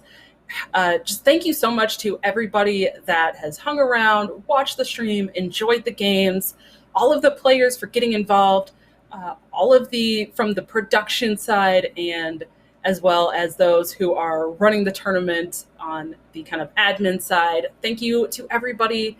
And thank you to you, Negra, for being such a wonderful co-caster with me. It's been a lot of fun. But do you want to just close out with a little bit about how everyone can get involved for next week and the next several weeks? Yeah, I would absolutely love to. So if you missed out on today's action, or you missed out on last week and you're thinking about getting involved yourself, then head over to www.supergirlgamerpro.com. That is the website for Supergirl Gamer Pro and has all of the action that you can follow for the 2020 season. We have 3 games that we're covering from July 10th to December 6th, which is Hearthstone, League of Legends, and CSGO. So there's lots of ways to get involved. If you don't have a team yet, head over to the Discord. There's a lot of ways and a lot of teams that are still looking for members to join them in each week. And follow us on socials at SGGamerPro for Facebook and Twitter.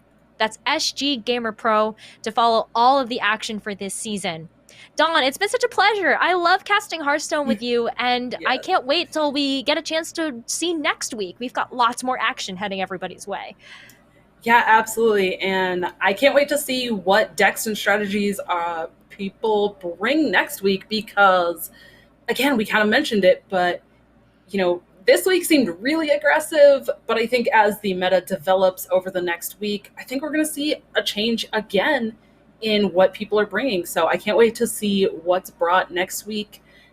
But I do just want to close out with, all of this isn't possible without the wonderful sponsors that help put all of this together. So a huge thank you and shout out as well to the sponsors: Nissan, the U.S. Air Force, Zenny, the U.S. Marines, and GameStop as well. Thank you all so much for putting this together and helping just empower women and bring women together in gaming, because it really does mean a lot to be able to do things like this. So I know I've enjoyed every second of it.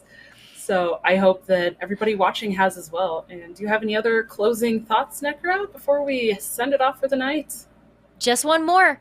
Tune in next week on Friday for CSGO action for week 3 at 8 p.m. Eastern.